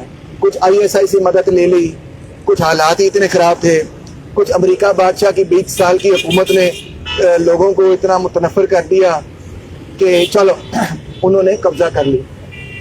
مگر آج افغانستان میں ماں باپ جو ہیں وہ اپنی بچیاں 5-5 سال کی بچیاں فروخت کر رہے ہیں کیونکہ وہ بھوکے مر رہے ہیں. ان کے پاس کوئی ایڈمنسٹریٹو سٹرکچر نہیں ہے جس سے وہ ٹیکس کلیکٹ کر کے تو پولیس والوں کو پیسے دیں یا ٹیچروں کو پیسے دیں کہ جا کے اسکول میں جا کے پڑھاؤ. ان کے پاس پیسے نہیں ہیں. وہ خود بھی مجبور ہیں کہ جس پہ وہ دعویٰ کرتے ہیں کہ ہم نے امریکہ کو شکست دے دیا, اسی امریکہ کے پاس جا کے ہاتھ پھیلا رہے ہیں کہ مائی باپ پلیز ہمیں پیسے دے دو, ہمارے لوگ بھوکے مر جائیں گے ورنہ. اور پاکستان کی حکومت کہہ رہی ہے, اندازہ کریں پاکستان کی حکومت کہہ رہی ہے کہ ہم آپ کو بیوروکریٹ بھیج دیتے ہیں, آپ کی تھوڑی ٹریننگ کرا دیتے ہیں, آپ کی مدد کر دیتے ہیں, اور آپ ہنس رہے ہیں, آپ کہہ رہے ہیں سانوں بھی کوئی اسی بھی کسی تو آگے آ گئے ہیں. اندازہ کریں اتنے پیچھے چلے گئے افغانستان کے لوگ اس طالبان حکومت میں. سو میں آپ کو بتا یہ رہا ہوں کہ وہ کبھی بھی مقابلہ نہیں کر سکتے. ٹھیک ہے, مقابلہ کون لوگ کر سکتے ہیں؟ اس ایڈوانس ٹیکنالوجی کا جو خود اس ایڈوانس موڈ آف پروڈکشن اور ان ایڈوانس مینز آف پروڈکشن کے ساتھ جڑے ہوئے. پھر سے بولتا ہوں, جو جدید ذرائع پیداوار یعنی معاشی وسائل کے ساتھ لوگ جڑے ہوئے ہیں, جو جدید طرز پیداوار کرنا جانتے ہیں, وہی سماج پر جب غالب ہو جائیں گے تو وہ سماج میں وہی جدید طرز پیداوار کو پھیلانے میں کامیاب ہو سکیں گے, اور اسی کے نتیجے میں آپ اپنے سماج کو آزاد کر سکتے ہیں, نہ صرف ان سرمایہ داروں سے بلکہ ان سماج سے. ٹھیک ہے, سو اس لیے مارکس کہہ رہا ہے کہ دیکھیں چائنا کے اندر ابھی میں صبح پڑھ رہا تھا اس کے بارے میں, بہت بڑے بڑے ریبیلینز ہوئے. ایک ریبیلین کا نام تھا باکسر ریبیلین, سنا آپ نے؟ سنا کہ بڑا مزیدار ریبیلین تھا. اس کا نام باکسر ریبیلین اس لیے تھا کیونکہ وہ بغاوت کر رہے تھے, اور وہ بغاوت کی ٹریننگ پتہ کیسے کرتے تھے؟ مارشل آرٹس کر کے, باکسنگ کر کے, جو چائنیز خاص باکسنگ, اس لیے اس کا نام ہی پڑ گیا باکسر ریبیلین. اچھا, اسی طرح ایک اور بہت بڑا چائنا میں ریبیلین تھا, typing rebellion. Typing rebellion, huge rebellion. 30 million لوگ ان کی ریاست کے کنٹرول میں آئے تھے, 30 ملین لوگ ٹائپنگ ریبیلین کے دور میں. مگر ٹائپنگ ریبیلین نہیں چل سکا. پوچھو کیوں نہیں چل سکا؟ اگین وہی وجہ تھی کہ جو جدید سوچ تھی اور جدید جو وسائل تھے اور جدید معیشت کو چلانے اور سماج کو چلانے کا طریقہ تھا وہ کسان نہیں جانتے تھے, وہ نہیں چلا سکتے تھے. ان کو توڑ پن کرنی تو بہت آتی تھی. مارکس بھی لکھتا ہے ان کو توڑ پن کرنی بڑی اچھی آتی تھی. ڈسٹرکٹیو فورس وہ کمال تھے, مگر کنسٹرکٹیو فورس وہ نہیں بن سکے, کنسٹرکٹ نہیں کر سکے سوسائٹی کو. اس لیے وہ تاریخ میں شکست خوردہ ہو گئے. صرف ریاست پر کنٹرول کرنا تو ہمارا مسئلہ نہیں ہے, وہ پھر بھی ہو سکتا ہے. ہمارا مسئلہ تو یہ ایک نیا سماج تشکیل دینا. نئے سماج کو تشکیل دینے کے لیے وہ نیا انسان چاہیے. وہ کہاں سے آئے گا؟ وہ وہی ہو سکتا ہے کہ جس نے انہی سرمایہ داروں کی بنائی ہوئی سائنس اور ٹیکنالوجی اور میتھڈ آف مینجمنٹ اور میتھڈ آف کمیونیکیشن اور میتھڈ آف آرگنائزیشن کو پہلے سمجھا ہو. لینن جو ہے, آپ کو پتا ہے جب لینن نے انقلاب کیا سوویت یونین میں, تو اس کے بعد وہاں پہ انڈسٹریلائزیشن جب کرنی تھی تو لینن نے سب سے پہلے کیا کہا؟ ہمیں امریکنوں سے سیکھنا ہے. ہمارے جیسے کوئی لیفٹسٹ ہوتا تو کہتا لینن غدار ہو گیا ہے, کیا کہہ رہے ہیں امریکنوں سے سیکھنا ہے. اس نے کہا ہم نے ہینری فورڈ اور ٹیلر سے سیکھنا ہے, فورڈز ٹیلر ماڈل سیکھنا ہے. آپ کو پتا ہے اس بارے میں؟ انہوں نے کہا وہ ایڈوانس صنعت ہے, ہم رشیا میں بیکورڈ صنعت استعمال کر رہے ہیں, ہمیں وہ صنعت سیکھنی ہے, ہمیں وہ صنعت چاہیے. کسی طرح وہ ٹیکنالوجی لے کے آؤ, وہ میتھڈ آف آرگنائزیشن لے کے آؤ, وہ مشین لائن پروڈکشن کو سیکھو. اور مزدوروں کو اس نے کہا یہ میتھڈ سیکھو, یہ میتھڈ نہیں سیکھو گے سرمایہ داروں کا مقابلہ نہیں کر سکو گے. سمجھے؟ تو ہمیں تو بڑا شوق ہے, ہم اپنی بیکورڈنس میں بڑے خوش ہوتے ہیں. ہم کہتے ہیں انگور کھٹے ہیں, ہمیں کوئی سائنس ٹیکنالوجی سیکھنے کی ضرورت نہیں ہے, جو کچھ ہے بس ہمیں ادھر سے مل جائے گا, ہم بس وہ کسی بیٹھ جائیں گے کہیں پہ, ہمیں کوئی کتاب کو پڑھنے کی ضرورت نہیں ہے. ہم تو ہم بڑے کتاب دشمن ہیں, مائنڈ نہ کرنا. ویسے تو ہم کہتے ہیں ہم کتاب دوست ہیں کیونکہ ہمیں قرآن مجید پسند ہے, مگر اصل ہم کتاب دشمن بھی ہیں. قرآن مجید کی بات نہیں کر رہا, اس سینس میں کتاب دشمن ہے کہ ہم کوئی اور کتاب نہیں پڑھتے ہیں, کوئی نہیں پڑھتے. کتابیں اردو ادھر پوچھ لیں آپ پبلشر سے, 1000 سے زیادہ چھپ نہیں سکتی کتاب, وہ خریدتا ہی نہیں ہے, اندازہ کرو. سو ہم علم دشمن بھی ہیں, کتاب دشمن بھی ہے اور علم دشمن بھی ہے. اور اس علم دشمنی اور کتاب دشمنی سے دور ہونا پڑے گا, اور اس بات کو سمجھنا پڑے گا کہ آپ نہیں مقابلہ کر سکتے ان لوگوں کا جب تک آپ ان لوگوں نے جو علم حاصل کیا اور اس کی بنیاد پہ اپنی سوسائٹی کو کہاں سے کہاں لے گئے, وہ علم ہماری بھی ضرورت ہے. تو اس لیے ہمیں انگیجمنٹ چاہیے اس کے ساتھ. اس لیے وہ جو ہراول دستہ ہے وہ پرولتاریہ ہے.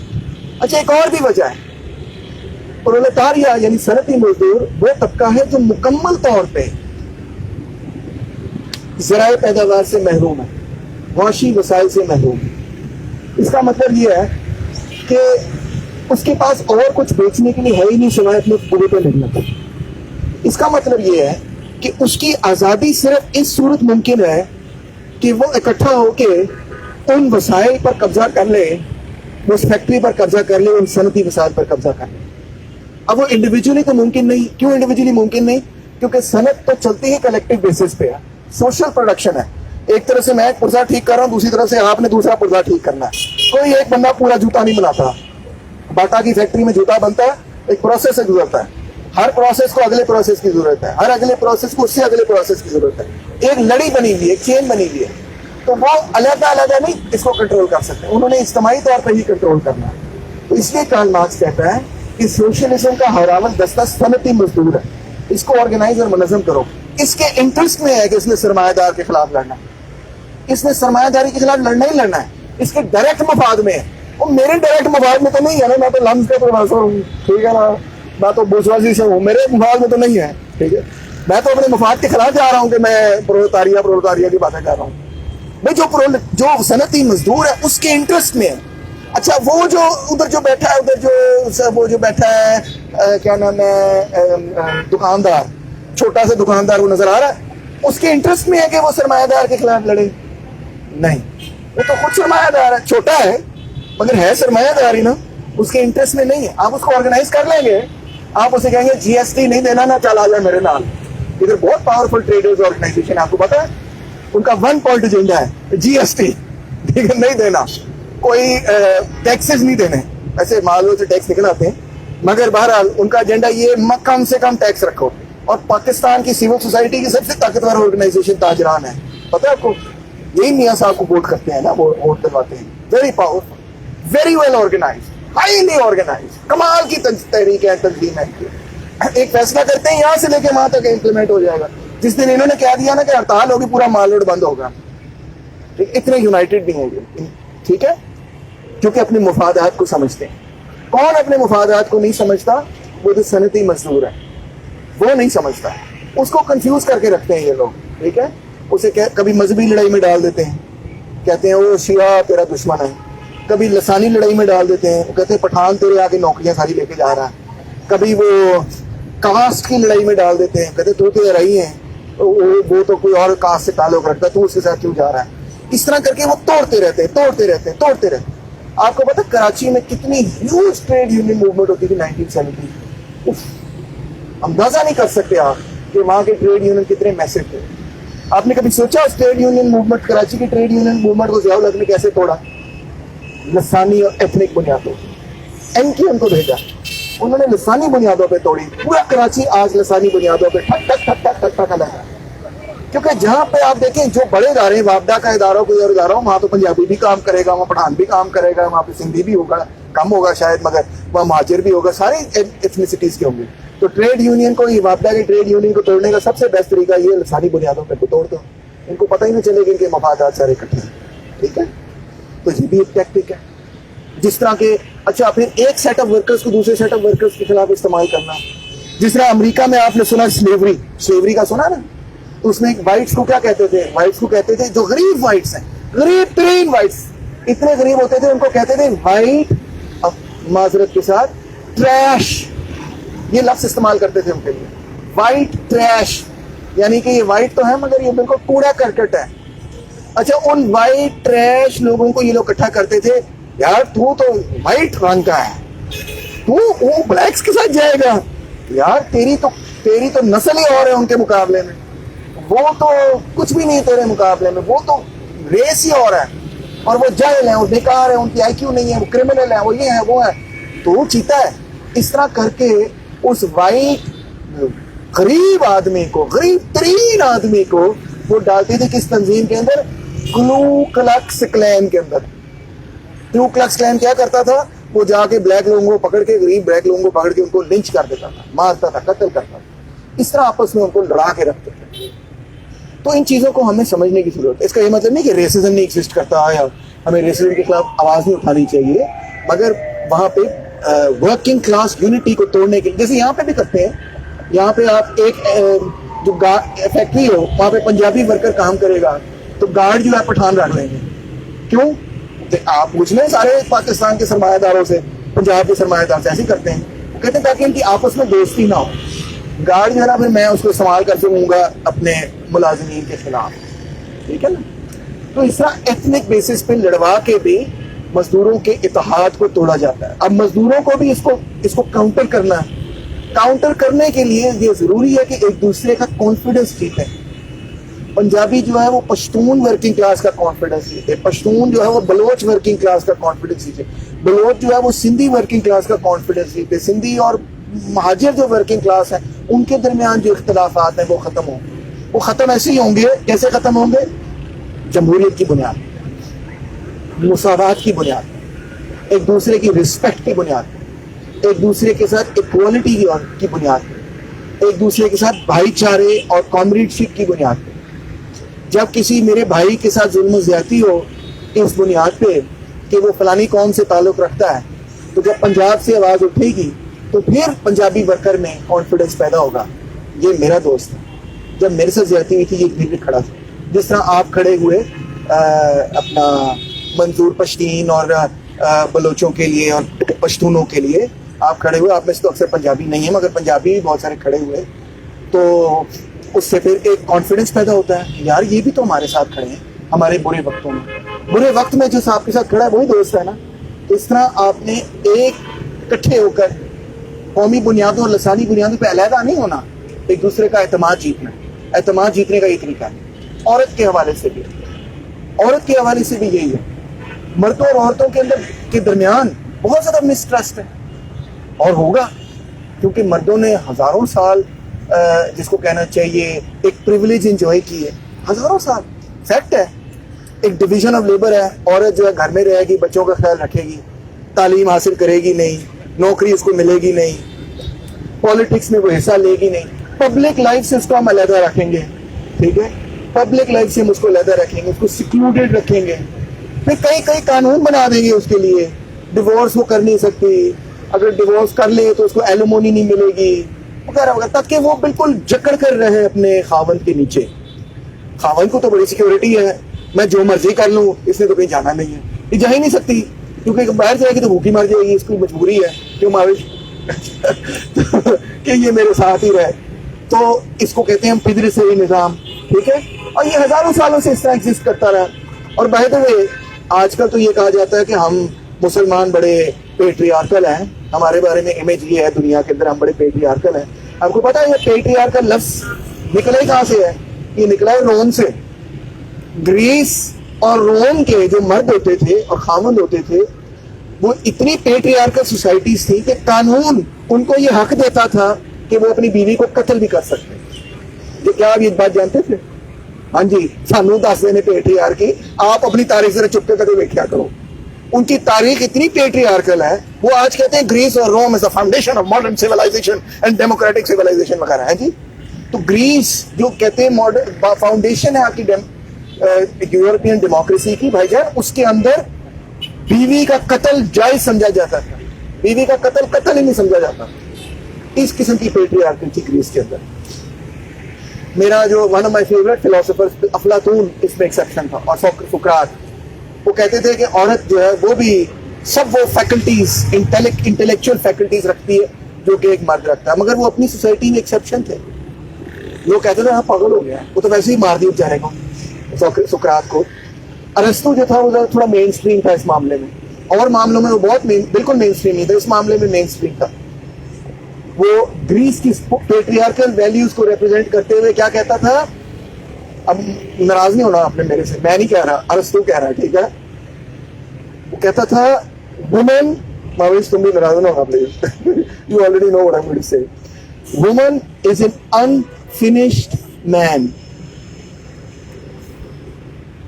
یہ ارسطوٹل ہے, جو گریٹ ارسطوٹل ہیں جی, جس کے بارے میں کیا کچھ نہیں ہم پڑھتے, اور جس کا نام سن کے ہم جو ہے نا وہ یوں گر جاتے ہیں کہ او یا غلط مین, اور وہ ہے گریٹ مین, میں یہ بھی کہہ رہا ہوں, مگر وہ پیٹریارکل بھی ہے, ٹھیک ہے. اور حوالے سے اس کی بڑی اپنی زمانے میں بڑی سائنسی تحقیقات بھی ہیں, مگر بلا کا پیٹریارکل ہے جو یہ سمجھے کہ عورت ایک نامکمل مرد ہے.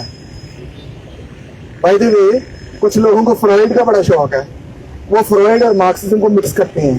یہ کون لوگ ہیں کہ وہ فرینکفرٹ اسکول آف تھاٹ کا آپ نے سنا, یہ اور جو ہورکھائمر, مارکوزے اور اڈورنو اور وغیرہ وغیرہ, یہ سارے جو ہیں جو کریٹیکل تھیوری جس کو ہم کہتے ہیں, یہ بیسکلی کہتے ہیں کہ ہم نے فرائڈ کو اور مارکس کو مکس کرنا ہے.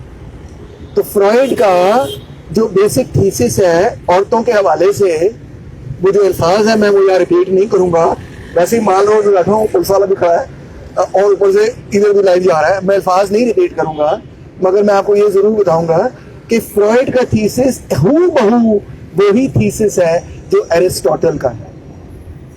وومن از این انفنشڈ مین, ہو بہو, اور وہ بایولوجیکلی یہ بات کہہ رہا ہے, ٹھیک ہے.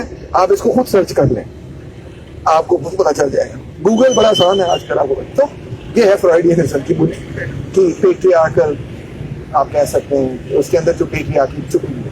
اچھا, اب ہم بات کریں مارکسزم کی.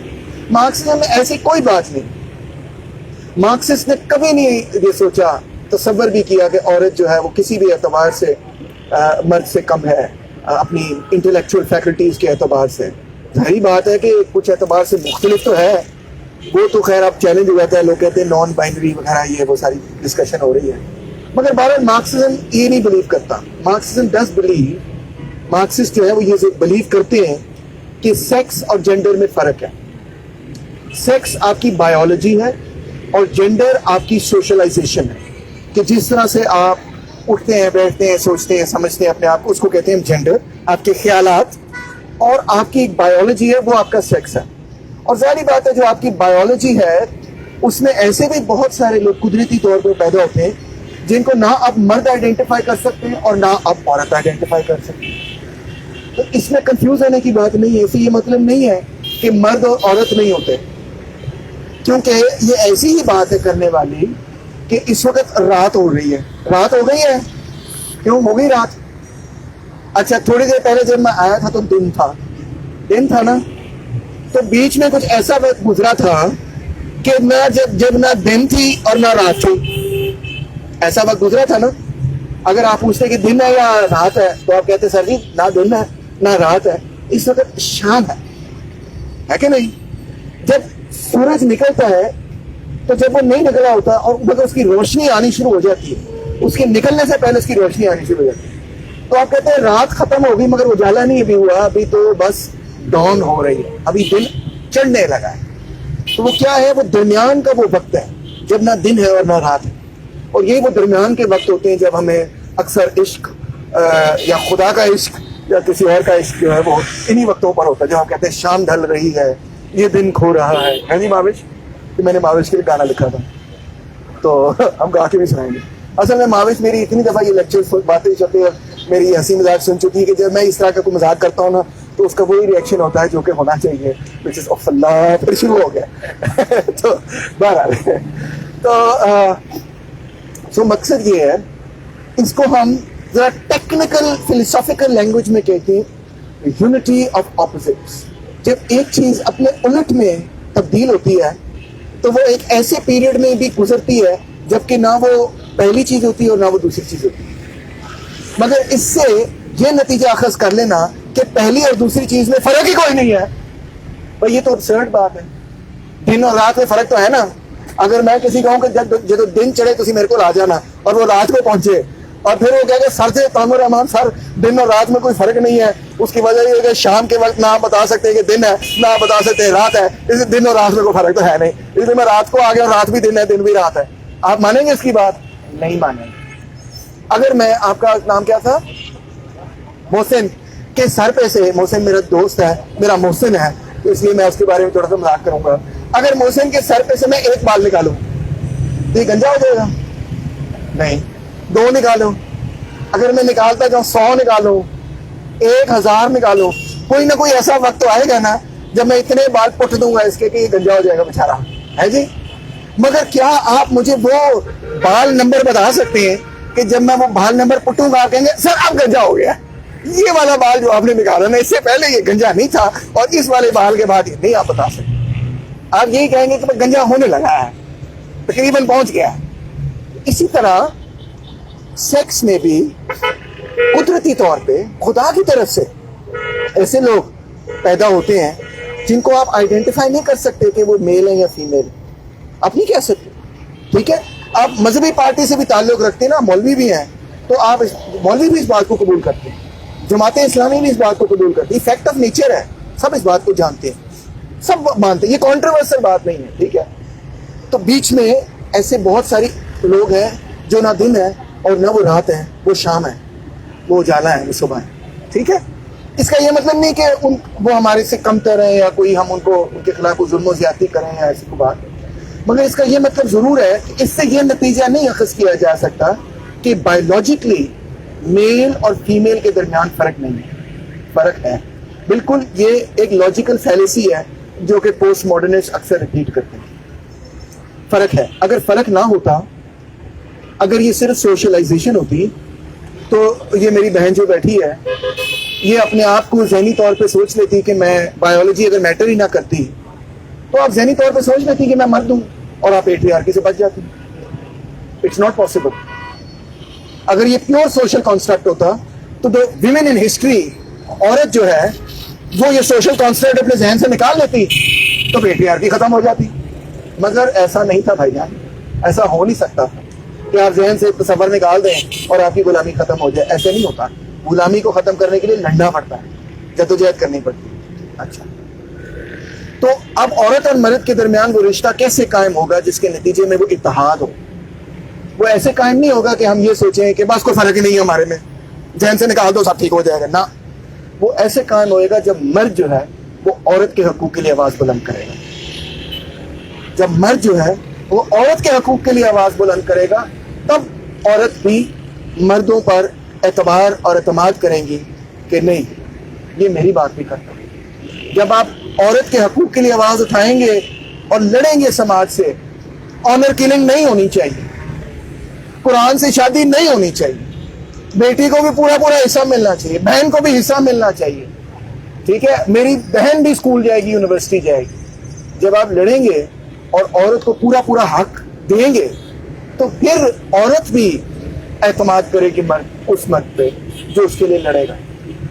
تو یہ جو یعنی کہ ونس اگین جیسے قوموں کے درمیان باہمی اعتماد صرف اور صرف برابری اور جمہوریت اور عدل اور انصاف کی بنیاد پہ قائم ہو سکتا ہے، اسی طرح عورت اور مرد، ورکنگ کلاس عورت اور مرد کے درمیان بھی اتحاد اور اتفاق، باہمی جمہوریت، باہمی اتفاق، باہمی اتحاد، ایک دوسرے کے ساتھ شانہ بشانہ ایک دوسرے کے حقوق کے لیے جدوجہد کرنے سے ہی قائم ہو سکتا ہے.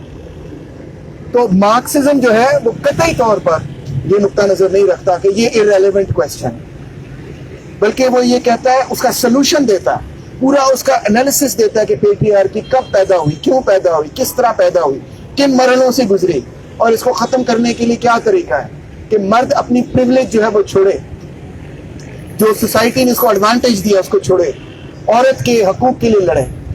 پاکستان آج جینڈر پیرٹی انڈیکس پہ باٹم پہ بالکل سب سے پیچھے ہے دنیا میں. تو ہم نہیں لڑیں گے، آواز نہیں اٹھائیں گے، پھر ہم کہیں گے ہم حقوق نسواں کے بڑے حقدار ہیں، تو کوئی عورت نہیں آپ پہ اعتماد کرے گی کہ واقعی یہ ایک ایسا مرد ہے جو واقعی عورتوں کے حقوق کے لیے لڑ سکتا ہے. دیکھیں کیا نام ہے، کئی آپ کو مثالیں دے سکتا ہوں. یہ جو فٹ پاتھ ہے نا جہاں آج آپ بیٹھے ہیں، یا میں تو 7 سال کی عمر سے آ رہا ہوں اور جا رہا ہوں، اور 40 سال ہو گئے مجھے آتے جاتے ہوئے یہاں پہ، ٹھیک ہے. اور یہاں پہ ہر سال ویمنز ایکشن فورم، میری ماں بھی اس میں تھی، یہاں پہ پروٹیسٹ وغیرہ کرتے نہیں ہیں اور احتجاج وغیرہ کرتے نہیں عورتوں کے حقوق کے. مگر وہ چند عورتیں اکٹھی ہو جائیں اس سے تو نہیں فرق پڑے گا.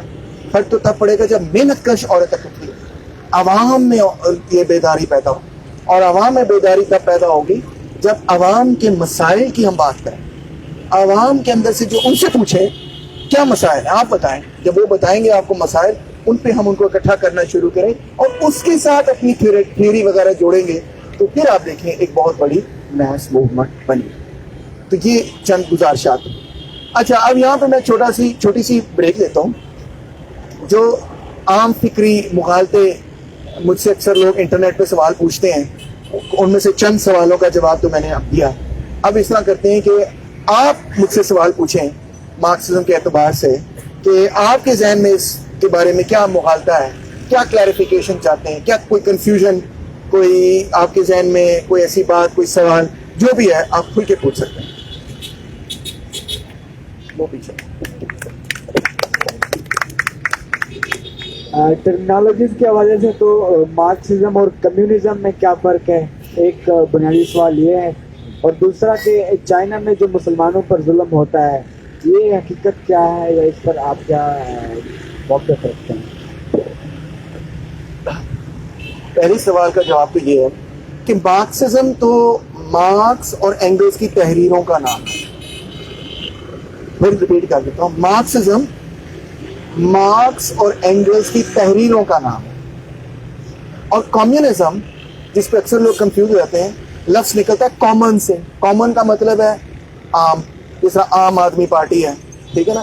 عام کا مطلب ہے کہ عوام الناس اس کو ہم کہتے ہیں. کامن کا یہ بھی مطلب ہے اجتماعی یا اشتراک، وہ چیز جو ہم دونوں میں اشتراک ہو، جس میں ہم شریک ہوں، جو کامن ہو. اشتراک بھی شریک سے نکلتا ہے نا. تو اشتراکیت کا نظام یا اشتراکیت کی تحریک تاریخ میں کارل مارکس سے بہت پرانی تحریک ہے. مسلمانوں میں بھی ایک نہیں کئی دفعہ ریاستیں قائم ہوئی. کرامائٹس کا کسی نے سنا؟ کرامائٹس کی ایک ریاست قائم ہوئی، اس کے بارے میں ہسٹورینز یہ کہتے ہیں کہ وہ ایک کمیونسٹ ریاست تھی، اسماعیلی شیعہ مسلمانوں کی ریاست تھی، مگر اس کے بارے میں کہا جاتا ہے کہ یہ معاشی اعتبار سے کمیونسٹ تھی. اچھا، کارل مارکس اور اینگلس کی اپنی تحریریں اگر آپ اٹھا کے دیکھیں تو ایک بڑا خوبصورت مضمون ہے اینگلس کا، ہسٹری آف ارلی کرسچینٹی، جس میں اینگلس لکھتا ہے کہ جیزس کرائسٹ اور یسوع مسیح، جیزس کرائسٹ کے بارے میں اینگلس لکھتا ہے کہ ان کی جو تحریک تھی وہ تو کمیونسٹ تحریک تھی. تو میں نہیں کہہ رہا، اینگلس نے لکھا ہوا ہے. آپ سوچیں گے ہیں یہ کیسے ہو سکتا ہے؟ کیوں؟ وہ کہتا ہے اس کی وجہ یہ ہے کہ اینگلس جب یسوع مسیح نے جیزس کرائسٹ نے جب پریچنگ شروع کی، حضرت عیسیٰ علیہ السلام نے جب پریچنگ شروع کی، غریب لوگوں میں ساری ان کی پریچنگ تھی. آپ کو پتا نا، غریب لوگوں میں وہ اپنا پیغام پھیلاتے تھے. جن غریب لوگوں میں وہ پیغام پھیلاتے تھے وہاں پہ ان کا وہ علاج بھی کرتے تھے. آپ کو پتا ہے، ان کا علاج بھی کرتے تھے. اور نہ صرف علاج کرتے تھے، ان کو کھانا کھلاتے تھے. اور نہ صرف کھانا کھلاتے تھے، جو بندہ کرسچن بن جاتا تھا، جو بھی کرسچنز کے پاس ہوتا تھا، وہ سارا برابر بھی شیئر کرتے تھے. یہ نہیں کہ ہر بندہ برابر کھائے گا، جو موٹا ہے وہ تھوڑا زیادہ کھا لیتا تھا، جو پتلا ہے تھوڑا کم کھاتا تھا، مگر یہ کہ وہ سارے اکٹھا کھانا کھاتے تھے، ایک بھی بندہ بھوکا نہیں جاتا تھا. اور یہ کرسچینٹی کی سب سے بڑی اپیل تھی رومن امپائر کے خلاف، کہ یہ غریبوں کا خیال ہے، غریبوں کی تحریک. اسی طرح حضور پاک صلی اللہ علیہ وسلم، آپ نے سنا ہوگا جب مدینہ کے اندر، مسجد مدینہ کے اندر جب بیٹھ کے سارے صحابہ کرام کھانا کھاتے تھے، حضور پاک اپنے ہاتھ سے دوسرے لوگوں کو کھانا دیا کرتے تھے. کوئی غریب بندہ جو ہے وہاں سے گزر جائے، ان کو کہتے تھے آئیں بیٹھیں زمین پر. آپ کو پتا ہے عربوں میں تو، عرب مسلمز میں علیحدہ علیحدہ پلیٹیں بھی نہیں ہوتی. وہ علیحدہ علیحدہ پلیٹوں میں نہیں کھاتے، وہ بڑی سی پلیٹ میں سارا کھانا ڈالتے، اس سے سب لوگ بیٹھ کے کھاتے. پتا ہے کچھ بات؟ اشتراکیت ہے قسم، ٹھیک ہے، شریک کر رہے ہیں سب کو، اپنے ساتھ ملا رہے ہیں، جوڑ رہے ہیں. اسی طرح حضرت موسیٰ علیہ السلام، اب اسرائیل قائم ہو گیا. اسرائیل قائم ہونے کے بعد ہمارے بہت سارے مولوی حضرات نے یہودیوں کو گالیاں نکالنی شروع کر دی. ہاں، مگر جوڈائزم کیا ہے؟ اپنی اوریجنز میں کیا ہے؟ اپنی اوریجنز میں کیا ہے؟ بغاوت تھی فرعونوں کے خلاف اپنی اوریجنز میں. اور آپ کو دلچسپ بات ہے، تو فرعون جو ہے وہ بڑے وہ بناتے تھے نا پیرامڈس، بڑے بڑے محل بناتے تھے، ہیوج محل بناتے تھے. تو کون لوگ تھے جو وہ محل کی اینٹیں بناتے تھے؟ اینٹیں بنانے کا بڑا ٹف کام تھا. انہوں نے وہ ساری مٹی اکٹھی کرتے تھے، پھر اس میں توڑی ڈالتے تھے، پہلے اس کو گیلا کرتے تھے، پھر اس کو سکھاتے تھے، اس سے اینٹ بنتی تھی. تو وہ اینٹ بنانے والے جو غلام تھے، ان کو وہ ایک خاص قوم کے لوگ تھے جن کو کہتے ہیں سیمائٹس. کیا کہتے ہیں؟ سیمائٹس. تو سیمائٹ لوگ جو تھے نا، انہوں نے ایک زمانے میں فرعونوں کے خلاف کی تھی بغاوت. اس بغاوت کے بعد، ہکسوس بغاوت اس کو کہا جاتا ہے، اس بغاوت کے بعد فرعونوں نے ان کو پوری نسل در نسل غلام بنا دیا. انہوں نے کہا ان کا کام یہ کہ انہوں نے اینٹیں بنانی جس سے ہم اپنے محل بنائیں گے بڑے بڑے. تو حضرت موسیٰ علیہ السلام ان سیمائٹس کے کیا کہتے ہیں، پیغمبر تھے اور لیڈر تھے اور قائد تھے. اور انہوں نے سیمائٹس کو سب کو آرگنائز اور موبلائز کیا جو غلام تھے، اور فرعونوں کے خلاف علم بغاوت کھڑا. ایسے ہی ہوا نا. کون نہیں جانتا یہ تاریخ؟ قرآن مجید نے لکھی ہے، ہسٹورینز نے لکھی ہے، یہودیوں نے خود اپنی تاریخ لکھی ہے. تو بہت بڑا غریبوں کا انقلاب تھا، غلاموں کا انقلاب تھا. اب جو جدید ان کے کیا کہتے ہیں، ان کو ان کے جو مولوی ہیں، ریبائز، تھینک یو، ان کے جو ریبائز ہیں، اب وہ یہ سکھاتے ہیں کہ یہودی ہونے کا مطلب ہے بال لمبے کر لو. ہیں جو آرتھوڈاکس یہودی ہیں وہ لمبے لمبے بال رکھتے ہیں، سر پہ ٹوپی پہن کے رکھو. ہیں جی، وہ یہ سبق تو سکھاتے رہتے ہیں. عبادت اس طرح کرنی ہے، اس طرح نہیں کرنی، کھانا یہ کھانا ہے، یہ نہیں کھانا، سنڈے کو یہ کرنا ہے، وہ نہیں کرنا، سبت پہ یہ کرنا ہے، وہ نہیں کرنا. یہ ساری چیزیں آپ کو سکھاتے ہیں، مگر جو اصل مسئلہ ہے وہ تو سکھاتے نہیں کہ یہودیت تو غریبوں اور غلاموں کی بغاوت تھی. اور اگر آپ واقعی یہودی ہیں تو آپ کو تو ہمیشہ غریبوں اور غلاموں کا ساتھ دینا چاہیے، یعنی فلسطینیوں کا ساتھ دینا چاہیے. یہ بات تو بتاتے نہیں. تو یہ تو بہت بڑا، ہر مذہب کے اندر دیکھیں ہر مذہب، یہ جو میں نے 3 بڑے مذاہب آپ کو بتائے، تینوں غریبوں کی بغاوتیں، مگر تینوں کے اندر کسی نہ کسی دور کے اندر جن ہی لوگوں کے خلاف یہ بغاوتیں تھیں وہی اس مذہب کے سب سے بڑے کیا کہنا چاہیے اجارہ دار بن گئے. انہوں نے مونوپلائز کر لیا، اپنی طرز کے ایسے لوگ پیدا کر لیے جو کہ ان کی حاکمیت کو ثابت کریں گے اس گریٹ ریولوشن کی روشنی میں. چلو اسلام کی بات نہیں کرتے، کرسچینٹی کی اگزامپل لے لیں. آپ کو پتہ جیسس کرائسٹ نے رومن بادشاہ کے خلاف بغاوت کی. آپ کو پتہ ہے ان کو بلیسفیمی کی وجہ سے نہیں صلیب پر چڑھایا گیا، کیونکہ روم کے اندر تو بہت سارے مذاہب تھے، بہت سارے مذاہب تھے. ہر 10 15 20 سال بعد کوئی نیا مذہب پیدا ہو جاتا تھا، پھر ختم ہو جاتا تھا. تو روم کے لیے یہ کوئی ایشو نہیں تھا کہ اگر کوئی نیا مذہبی ٹرینڈ شروع ہوا ہے، کوئی پرابلم نہیں تھا ان کے لیے. روم کے لیے پرابلم یہ تھا کہ یہ بندہ یہودیوں کو آرگنائز کر رہا ہے. جیسس کرائسٹ یہودی تھے، یہ بھی کرسچنز اپنے لوگوں کو نہیں بتاتے کہ کرسچینٹی تو 100 سال بعد شروع ہوئی. جیسس کرائسٹ واز اے جو، ہی واز اے یہودی. And who was he organizing? He was organizing the Jews. کس کے خلاف؟ رومن اسٹیٹ کے خلاف. اچھا وہ آپ کو یہ بتاتے ہیں ٹرن دی ادر چیک، کہ جیسس نے یہ کہا کہ اگر تمہیں کوئی یہاں سے تھپڑ کہے تو دوسرا ٹرن دی ادر چیک، دوسری گال آگے کر دو. بھائی جان اس کا یہ مطلب نہیں تھا کہ جیسس کرائسٹ لڑ نہیں سکتے تھے جیسے پادری ہمیں سکھاتے ہیں. اس کا یہ مطلب تھا ٹرن دی ادر چیک، آ ادھر بھی آ کے مار، میں نہیں تیرے سے ڈرتا. یہ مطلب تھا. جیسس امیزنگ آدمی، ریبل. اچھا پھر بائبل مقدس میں لکھا ہے، پادری نہیں پڑھائیں گے، بائبل مقدس میں جیسس کرائسٹ کا بڑا فیمس 4 بائبل ہے نا، چاروں میں لکھا ہے sell your cloak and buy a sword. اگر جیسس کرائسٹ انقلابی نہ ہوتے تو یہ تو نہ کہتے کہ اپنا کلوک بڑے مہنگے ہوتے تھے نا اس زمانے میں، اپنی جیکٹ بیچو اور جا کے تلوار خرید کے آؤ. یہ جیسس کی صحیح ہے. سب نے بغاوتیں کی. اب آپ کرسچن کہتے ہیں اسلام اسپریڈ ود دا سورڈ، تو یہ آپ کی بائبل میں کیا لکھا؟ وہ گریٹ ریبل تھا، اسی نے اس کو سزا دی. اور اس کو سزا بھی وہ دی جو اسپارٹکس کو سزا دی. اسپارٹکس کون تھا؟ جو غلاموں کا لیڈر تھا، جس نے روم کے خلاف بغاوت کی.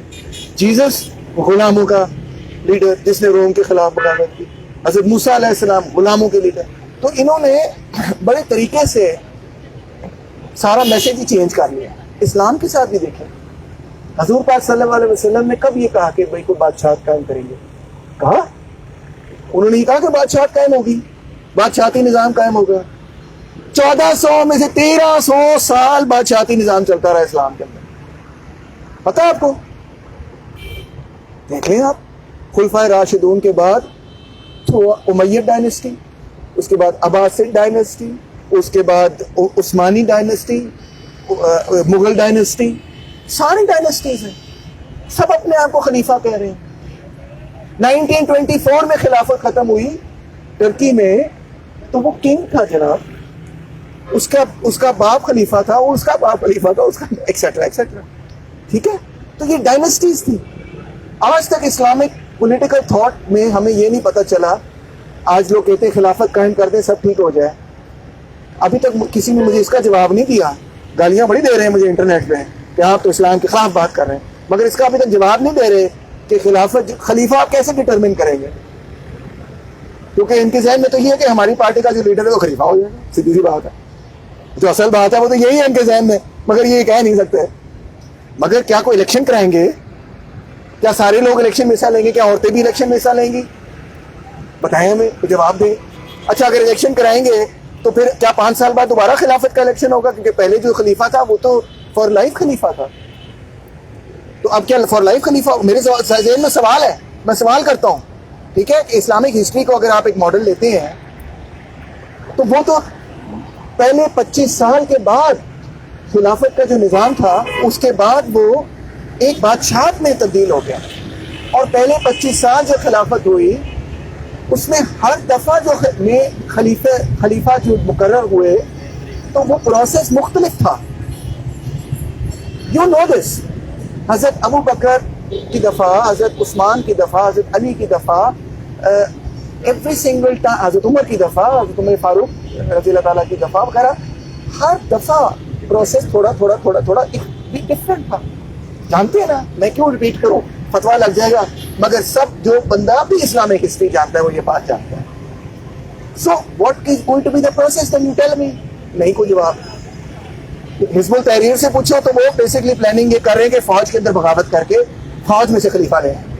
جماعت اسلامی سے پوچھو تو وہ کہتے ہیں کہ جو ہمارا صدر ہے وہ خلیفہ بن جائے گا، سیدھی سی بات ہے. جمعیت علماء اسلام سے پوچھو تو ان کا بھی یہ فارمولا ہے. ان کا کوئی انٹینشن نہیں ہے کہ یہ ساری عوام جو ہے وہ فیصلہ کرے یا وغیرہ وغیرہ. سو اینی وے اگر ہے تو بتائیں، کلیئرلی ایکسپلیسٹلی لکھیں، لکھ کر تحریر میں لکھ کر آئیں تاکہ ہم اس کو دیکھ سکیں. So it doesn't exist. So any way میں کہنے کی کوشش کر رہا ہوں کہ آج جب ہم اپنے مذہب کی بھی بات کرتے ہیں تو قرآن مجید کے اندر یہ لکھا ہے گاڈ، اللہ میاں ڈکلیئرز وار آن دا منی لینڈر، جو ربا کماتا ہے. اللہ میاں نے کہا کہ میں اس کے خلاف چلتا ہوں، تو میں کرنے کی ضرورت نہیں، میں کروں گا. آن دا ڈے آف ججمنٹ اس کو اتنا ماریں گے کہ یہ اس کو جس کو کہتے ہیں شیطان اس کو اتنا مارے گا کہ اس کے ہوش و آواز اڑ جائیں گے. قرآن کے پیرافریز کر رہا ہوں، قرآن میں لکھا ہے، آپ نے پڑھا ہے نا. تو یہ بینک نظر آ رہا ہے آپ کو، وہ یو بی ایل ہے، ادھر بینک الفلاح ہو رہا وغیرہ وغیرہ. یہ کیا ہے؟ یہ وہ منی لینڈر نہیں ہے؟ تو کیوں نہیں ان کے خلاف بغاوت کرتے تھے؟ نکلے نا سڑکوں پہ، سودی نظام ختم کرے نا. نہیں ختم کریں گے. وہ سب بھول گئے ہیں یہ کہ اسلام بھی غریبوں کی بغاوت تھی. اپنے زمانے کے فرعونوں اور امیروں اور غلاموں کی بغاوت تھی. وہ سب سبق بھول جاتے ہیں اور وہ آپ کو ریچول میں انوالو رکھتے ہیں، صرف ریچول میں انوالو رکھتے ہیں، اس کی ایسنس جو ہے وہ ختم کرتی ہے. سو میرا وہ آپ کا سوال تھا، سوری بہت لمبا جواب دیا آپ کو، مگر جواب یہ تھا کہ کمیونزم کی تحریک، یعنی غریبوں کی بغاوت کی تحریک اس ظالمانہ طبقاتی نظام کے خلاف اس وقت سے ہی چل رہی ہے جس وقت سے یہ ظالمانہ طبقاتی نظام قائم ہوا. اور اس تحریک کو جو کہ یہ چاہے کہ وسائل جو ہیں وہ سماج کے اندر ہر بندے کے فلاح و بہبود کے لیے استعمال ہوں، اس تحریک کو ہم اشتراکیت کی تحریک کہتے ہیں. اور اس کے صرف ایک نمائندے کارل مارکس، صرف ایک نمائندے کارل مارکس. اس کے سینکڑوں نمائندے تاریخ میں گزر چکے ہیں اور آگے بھی آئیں گے اور جائیں گے. مارکس کی صرف خاصیت یہ ہے کہ اس نے اپنے علم سے سائنسی طریقے سے یہ ثابت کیا کہ یہ نظام کیا ہے اور اس سے چھٹکارا حاصل کرنے کا طریقہ کیا ہے. یہ اس کی گریٹ کنٹریبیوشن ہے. مگر Marxism is not communism. Marxism is communism, but communism ایک بہت لمبی اور طویل جدوجہد ہے جو کہ تاریخ کے اندر ہمیں نظر آتی ہے اور جس میں بہت سارے لوگوں کی انوالومنٹ رہی ہے، کارل مارکس اور اینگلس کی بھی رہی. تو کمیونزم ایک وسیع چیز ہے، مارکسزم اس کا ایک سائنسی اظہار ہے. کلیئر ہوگی بات؟ گڈ. اچھا اب آتے ہیں چین پر. پہلے مجھے یہ بتائیں کہ آپ میں سے کتنے لوگوں نے ایسٹ ترکستان اسلامک پارٹی کا نام سنا ہے؟ ہاتھ کھڑا کریں. ایک بھی بندے نے نہیں سنا. اس پارٹی کا انیشل ہے ETIM, ETIM، East Turkestan Islamic Movement. ٹھیک ہے، اور یہ وہاں کی سب سے بڑی جہادی پارٹی ہے. جس طرح یہاں پر ISIS یا TTP ہے یا TTA ہے، اس طرح کی تنظیمیں ہیں، تو وہاں پر جو مین تحریک ہے جو کہ وہاں پر اس علاقے کے اندر ایک اسلامی نظام سو کالڈ رائج کرنا چاہتی ہے، جو القاعدہ اور اس سارے ان لوگوں کے ساتھ جڑی ہوئی، اس کا نام ہے ایٹم.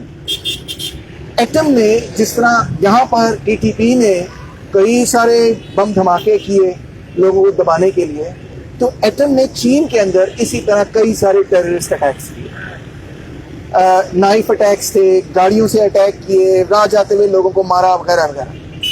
چین کی گورنمنٹ نے یہ چاہا کہ ایٹم کو، اور انہوں نے یہ کہا کہ ہم اس کو ویگرز کو علیحدہ کریں گے اور یہاں پہ اسلامی ریاست اسی قسم کی قائم کریں گے جو افغانستان وغیرہ میں جس طرح یہ ایمریٹس وغیرہ قائم ہو گئی، یہ ہم قائم کرنا چاہتے ہیں.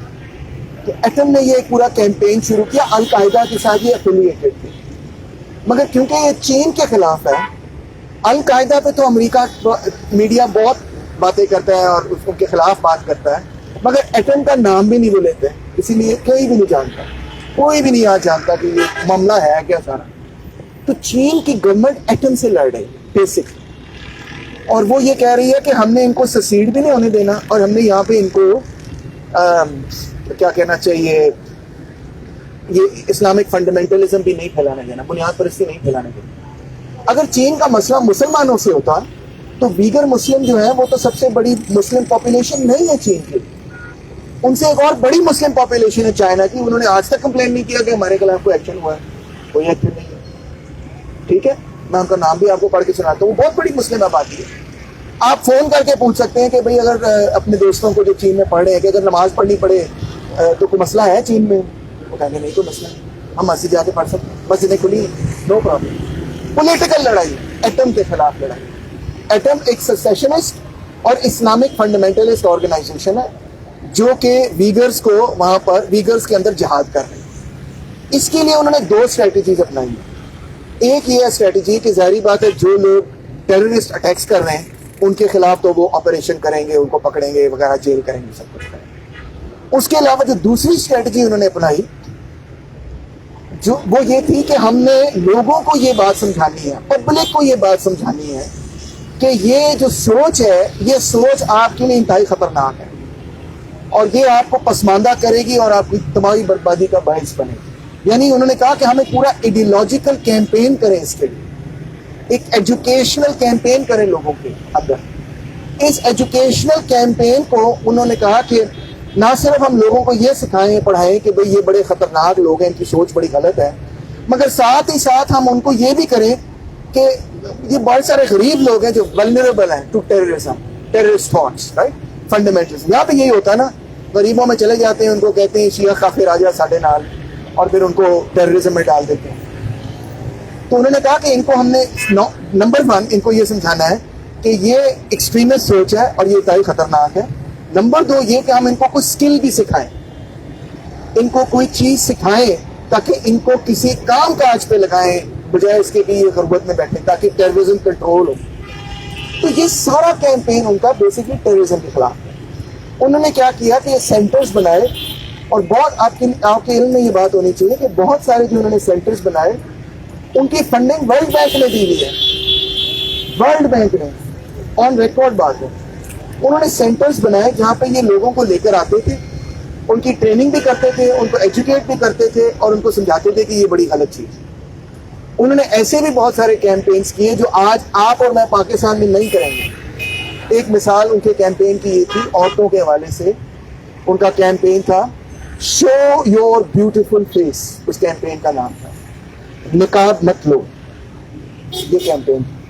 آپ اور ہو سکتا ہے اگر آپ بڑے کٹر مسلمان ہیں تو آپ سمجھیں کہ یہ ہمارے مذہب کا بنیادی حصہ ہے.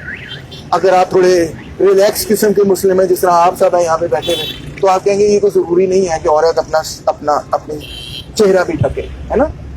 تو چائنیز نے یہ کہا کہ کوئی ضرورت نہیں ہے، اور اس میں مولوی بھی شامل تھے، اس میں ریلیجس پارٹی شامل تھی. انہوں نے یہ کہا کہ یہ کوئی ضروری نہیں ہے کہ آپ انلیس کرونا کا مسئلہ ہو، یہ زبردستی چہرہ ڈھکنا جو ہے یہ کوئی ضروری نہیں. اس پہ تو اور بھی آپ سمجھ سکتے ہیں کہ انہوں نے کہا ہماری عورتوں کا ریپ ہو گیا، یہ ہو گیا، وہ ہو گیا، پردے چھین لیے ہماری عورتوں کے وغیرہ. سو یہ ایکچوئل ایڈیولوجیکل فائٹ ہے. اب سنس ڈسمبر آف 2020 یعنی 2021 میں جب یہ پورا انٹرنیشنل کیمپین ہوا، اچھا ویسٹ نے یہ کہا کہ یہ سینٹرز جو ہے، پہلے تو انہوں نے نمبرز بڑھاتے گئے. پہلے انہوں نے کہا کہ یہاں 10,000 لوگ ہیں، پھر نے کہا 1 لاکھ لوگ ہیں، پھر نے کہا 2 لاکھ لوگ ہیں، پھر نے کہا 1 ملین لوگ ہیں، اب انہوں نے کہا نا 2 ملین لوگ ہیں. بڑھاتے ہی جاتے ہیں. 2 ملین بندہ سینٹر میں بٹھانا کو آسان کام تو نہیں ہے. پہلی بات تو یہ ہے اٹس ناٹ پاسبل میرے اوپینین میں کہ اتنے بڑے انہوں نے سینٹرز پہلی ابل قائم کیے. بہرحال جو انہوں نے سینٹرز قائم کیے جو کہ قائم تھے، چین پر جب تنقید ہوئے انہوں نے کہا ٹھیک ہے آپ ہم پہ تنقید کر رہے ہیں، یہ ہمارے اینٹی ٹیررسٹ میجرز تھے، یہ جیلز نہیں تھے، یہ سینٹرز تھے جہاں پہ ہم لوگوں کو لے کر آتے تھے، ان کی ری ٹریننگ کرتے تھے، پھر ان کو ہم چھوڑ دیتے تھے. اور اس میں والنٹری تھا کہ آپ 8 گھنٹے آئیں, 4 گھنٹے آئیں, 5 گھنٹے, جس طرح کمیونٹی سروس ہوتی ہے.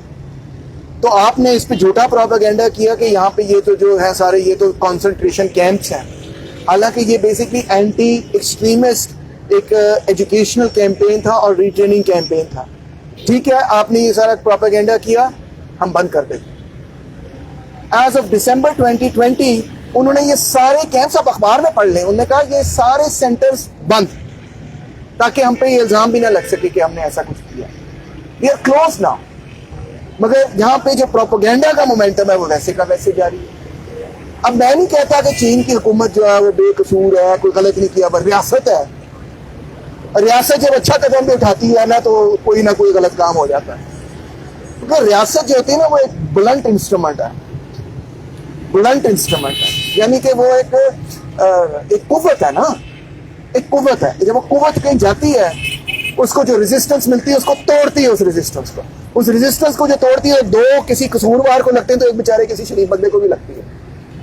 تو میں نہیں کہہ رہا کہ چائنا نے وہاں ہیومن رائٹس وائلیشنز نہیں کی, میں صرف یہ کہہ رہا ہوں کہ جو ویسٹ کا نیریٹو ہے ساری چیز پہ کہ 2 ملین بندہ کانسنٹریشن کیمپس پہ ہے, میں اپیل کرتا ہوں کہ یونائٹڈ نیشنز جائے, کمیشن بنائے, یونائٹڈ نیشنز جائے, یونائٹڈ نیشنز کا انڈیپینڈنٹ کمیشن بنے جو UN جنرل اسمبلی بنائے, سیکیورٹی کاؤنسل نہیں بنائے, جنرل اسمبلی سے جائے اور انویسٹیگیٹ کرے اور میں بتائیں. ابھی تک یونائٹڈ نیشنز نے یہ نہیں کہا کہ 2 ملین بندہ انکارسریٹ کرے.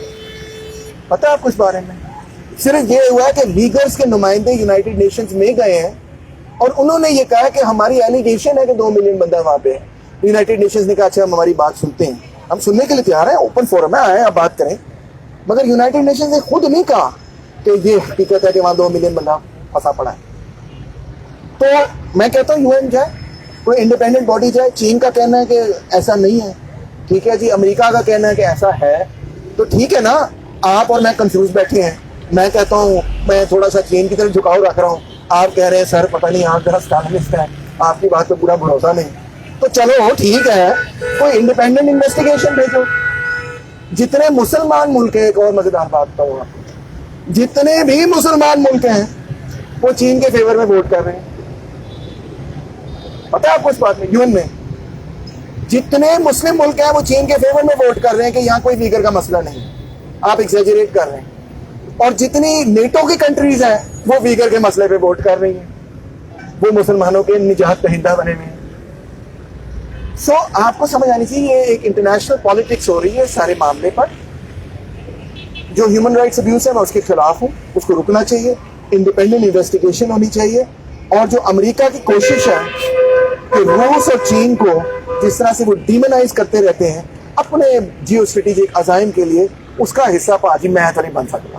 اسی بننا تو بن جاؤ, میں نہیں بنا گا. میں اس کے بارے میں اسکیپٹیکل پہلے بھی رہا ہوں, آج بھی ہوں, کل بھی رہوں گا, کیونکہ آئی نو ہاؤ ٹو آپریٹ. جس سے ان کی دشمنی ہو جاتی ہے اس سے بڑا انسان ہی کوئی نہیں ہوتا. پہلے صدام حسین کننا تو چنگا ہے, ایران پہ حملہ کر دو ہے, ساری پوری وقت صدام حسین کو پیسے اور آرمز اور اکوپمنٹ امریکہ نے دیے ایران کے خلاف لڑائی کرنے کے لیے. اور جب صدام حسین جیتنے لگا تھا ایران کے خلاف, پتا ہے آپ کو اس بارے میں, تو انہوں نے ایران کو فون کر کے کہا صدام حسین کی فوجیں یہاں سے گھوم کے یہاں سے یہاں آ رہی ہیں, اگر تم یہاں پہ میزائل اٹیک کر دو تو ان کی فوجیں تباہ ہو جائیں گی. ایران نے یہ کیا. یعنی کہ جب ایران جیتنے لگا تھا جب عراق جیتنے لگا تھا انہوں نے ایران کی مدد کرنی شروع کر دی. انہوں نے مرن دو, کھپن دو, لڑن دو, آپس میں لڑ کے مر جائیں یہ لوگ. یہ ان کی اسٹریٹجی تھی, کامیاب تھی. پھر وہی صدام حسین ٹیررسٹ ہو گیا, ایکسٹریمسٹ ہو گیا, اس کا 9/11 میں بھی کوئی تعلق ہو گیا, اس کا القاعدہ سے بھی کوئی تعلق ہو گیا. وہی بلا صدام حسین کا القاعدہ سے کیا تعلق ہے؟ صدام حسین تو پین عرب سوشلسٹ تھا, پتہ ہے آپ کو. وہ تو اپنے آپ کو لیفٹسٹ کہتا تھا میں عرب نیشنلسٹ ہوں, میں سوشلسٹ ہوں. آپ کو یہ پتہ ہی نہیں ہوگی یہ بات. باتھسٹ پارٹی اپنے آپ کو سوشلسٹ کہتی تھی. وہ تھی یا نہیں تھی وہ علیحدہ ڈیبیٹ ہے, مگر وہ لیفٹ آف سینٹر پارٹی تھی. تو ان کا کیا تعلق ہو سکتا ہے بھلا مذہبی انتہا پسندوں سے؟ کوئی تعلق نہیں تھا. وہ خلاف تھے مذہبی انتہا پسندوں. پتہ اسامہ بن لادن شادن سے اس کا کوئی تعلق ہی نہیں ہے, 9/11 سے کوئی تعلق ہی نہیں. انہوں نے افغانستان پہ اٹیک کیا, افغانستان تو کوئی ٹارگیٹ ہی نہیں تھا. اور 2 ہفتے بمباری کی طالبان ختم ہو گیا. اس کے بعد وہ کہاں گئے؟ जहाँ पे तेल है, इराक पर कब्जा कर लिया, 1 मिलियन बंदा मारा, 5 लाख बच्चा मारा उन्होंने वहां पे। सदाम हुसैन ने 5 लाख बच्चा नहीं मारा, अमेरिका ने 5 लाख बच्चा मारा, ठीक है। मगर डिमोनाइजेशन सदाम हुसैन की, ठीक है। उससे बेहतर था इराकी सदाम हुसैन के पीरियड नहीं रहते, वो ब्रूटल था मगर वो इतना ब्रूटल नहीं था जितनी अमेरिकन ऑक्यूपेशन ब्रूटल साबित हुई, ठीक है। लिबिया में भी उन्होंने ये किया, गद्दाफी की दफा, सीरिया में भी उन्होंने ये किया, असद की दफा। जो अपने कमबख्त डिक्टेटर और बादशाह होते हैं उनके साथ बैठे होते हैं, ये बड़ा अच्छा है सऊदी अरेबिया वाला, इसका कोई मसला, इसने तो कभी कोई ह्यूमन राइट्स अब्यूज नहीं किया। काशोगी को वहां पे एम्बेसी में उसके टोटे टोटे कर दिए उन्होंने। सऊदी एम्बेसी वो गया जर्नलिस्ट, पता ना आपको, उसके टोटे टोटे एम्बेसी वालों ने कर दिए, एम्बेसी के अंदर कर दिए, वहां पे टोटे निकाल के बाहर फेंक दिए उन्होंने। वो ह्यूमन राइट्स कमीशन की सीट पे यूएन की ह्यूमन राइट्स की सीट पे सऊदी अरेबिया बैठा हुआ है,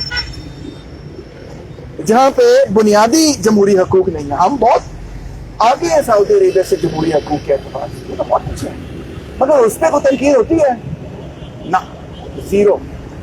जो उनकी साइड पे होता है ना, जो उनके मुआशी और सियासी मुफादात का तहफ़्फ़ुज़ करता है, वो 100 चूहे भी खा जाए ना तो वो हज को जा सकता है। और जो उनको आंखें दिखा जाए ना, वो ईरान हो, वो शिया हो, वो सुन्नी हो, वो कम्युनिस्ट हो, वो सोशलिस्ट हो, वो कुछ भी हो, वो फिर इतना वो टारगेट करते हैं अपने मीडिया में कि उसका नाम भी कोई लेने से घबराना शुरू हो जाता है कि ओह ये ना को कह दे कि मैं प्यूटिन के बारे में कोई बात ना मैं कर दूं, मैं उससे दूर ही रहूं। इस तरह वो टारगेट करते हैं कि आप उसके बारे में कोई रैशनल कॉन्वर्सेशन ही नहीं कर सकते। आप ये नहीं कह सकते, इतना वो हवा बना देते हैं कि आप ये नहीं कह सकते यार एक सेकंड पहले मुझे ये बताओ कि यूक्रेन के जो नेशनलिस्ट हैं वो तो सारे कमबख्त फैशिस्ट हैं, वो तो नाज़ी के सपोर्टर्स हैं, वो जो पुराने सारे नाज़ी के सपोर्टर्स थे वो हुकूमत में बैठे हुए हैं और वो तो कह रहे हैं यूक्रेन नेटो का हिस्सा बने और हम न्यूक्लियर वेपन्स रखें, जिसकी वजह से रशिया जो है वो बर्दाश्त करने के लिए तैयार नहीं है। वो कहते हैं हमारे बिल्कुल बुए के सामने न्यूक्लियर वेपन्स, और वो भी फैशिस्टों के कंट्रोल में, जिन्होंने 26 मिलियन बंदा वर्ल्ड वॉर 2 में हमारा कत्ल किया, उनके कंट्रोल में न्यूक्लियर वेपन्स नेटो के साइड पे और हमारे दरवाजे पे आके बैठ जाएं। नहीं, वो they will not accept it.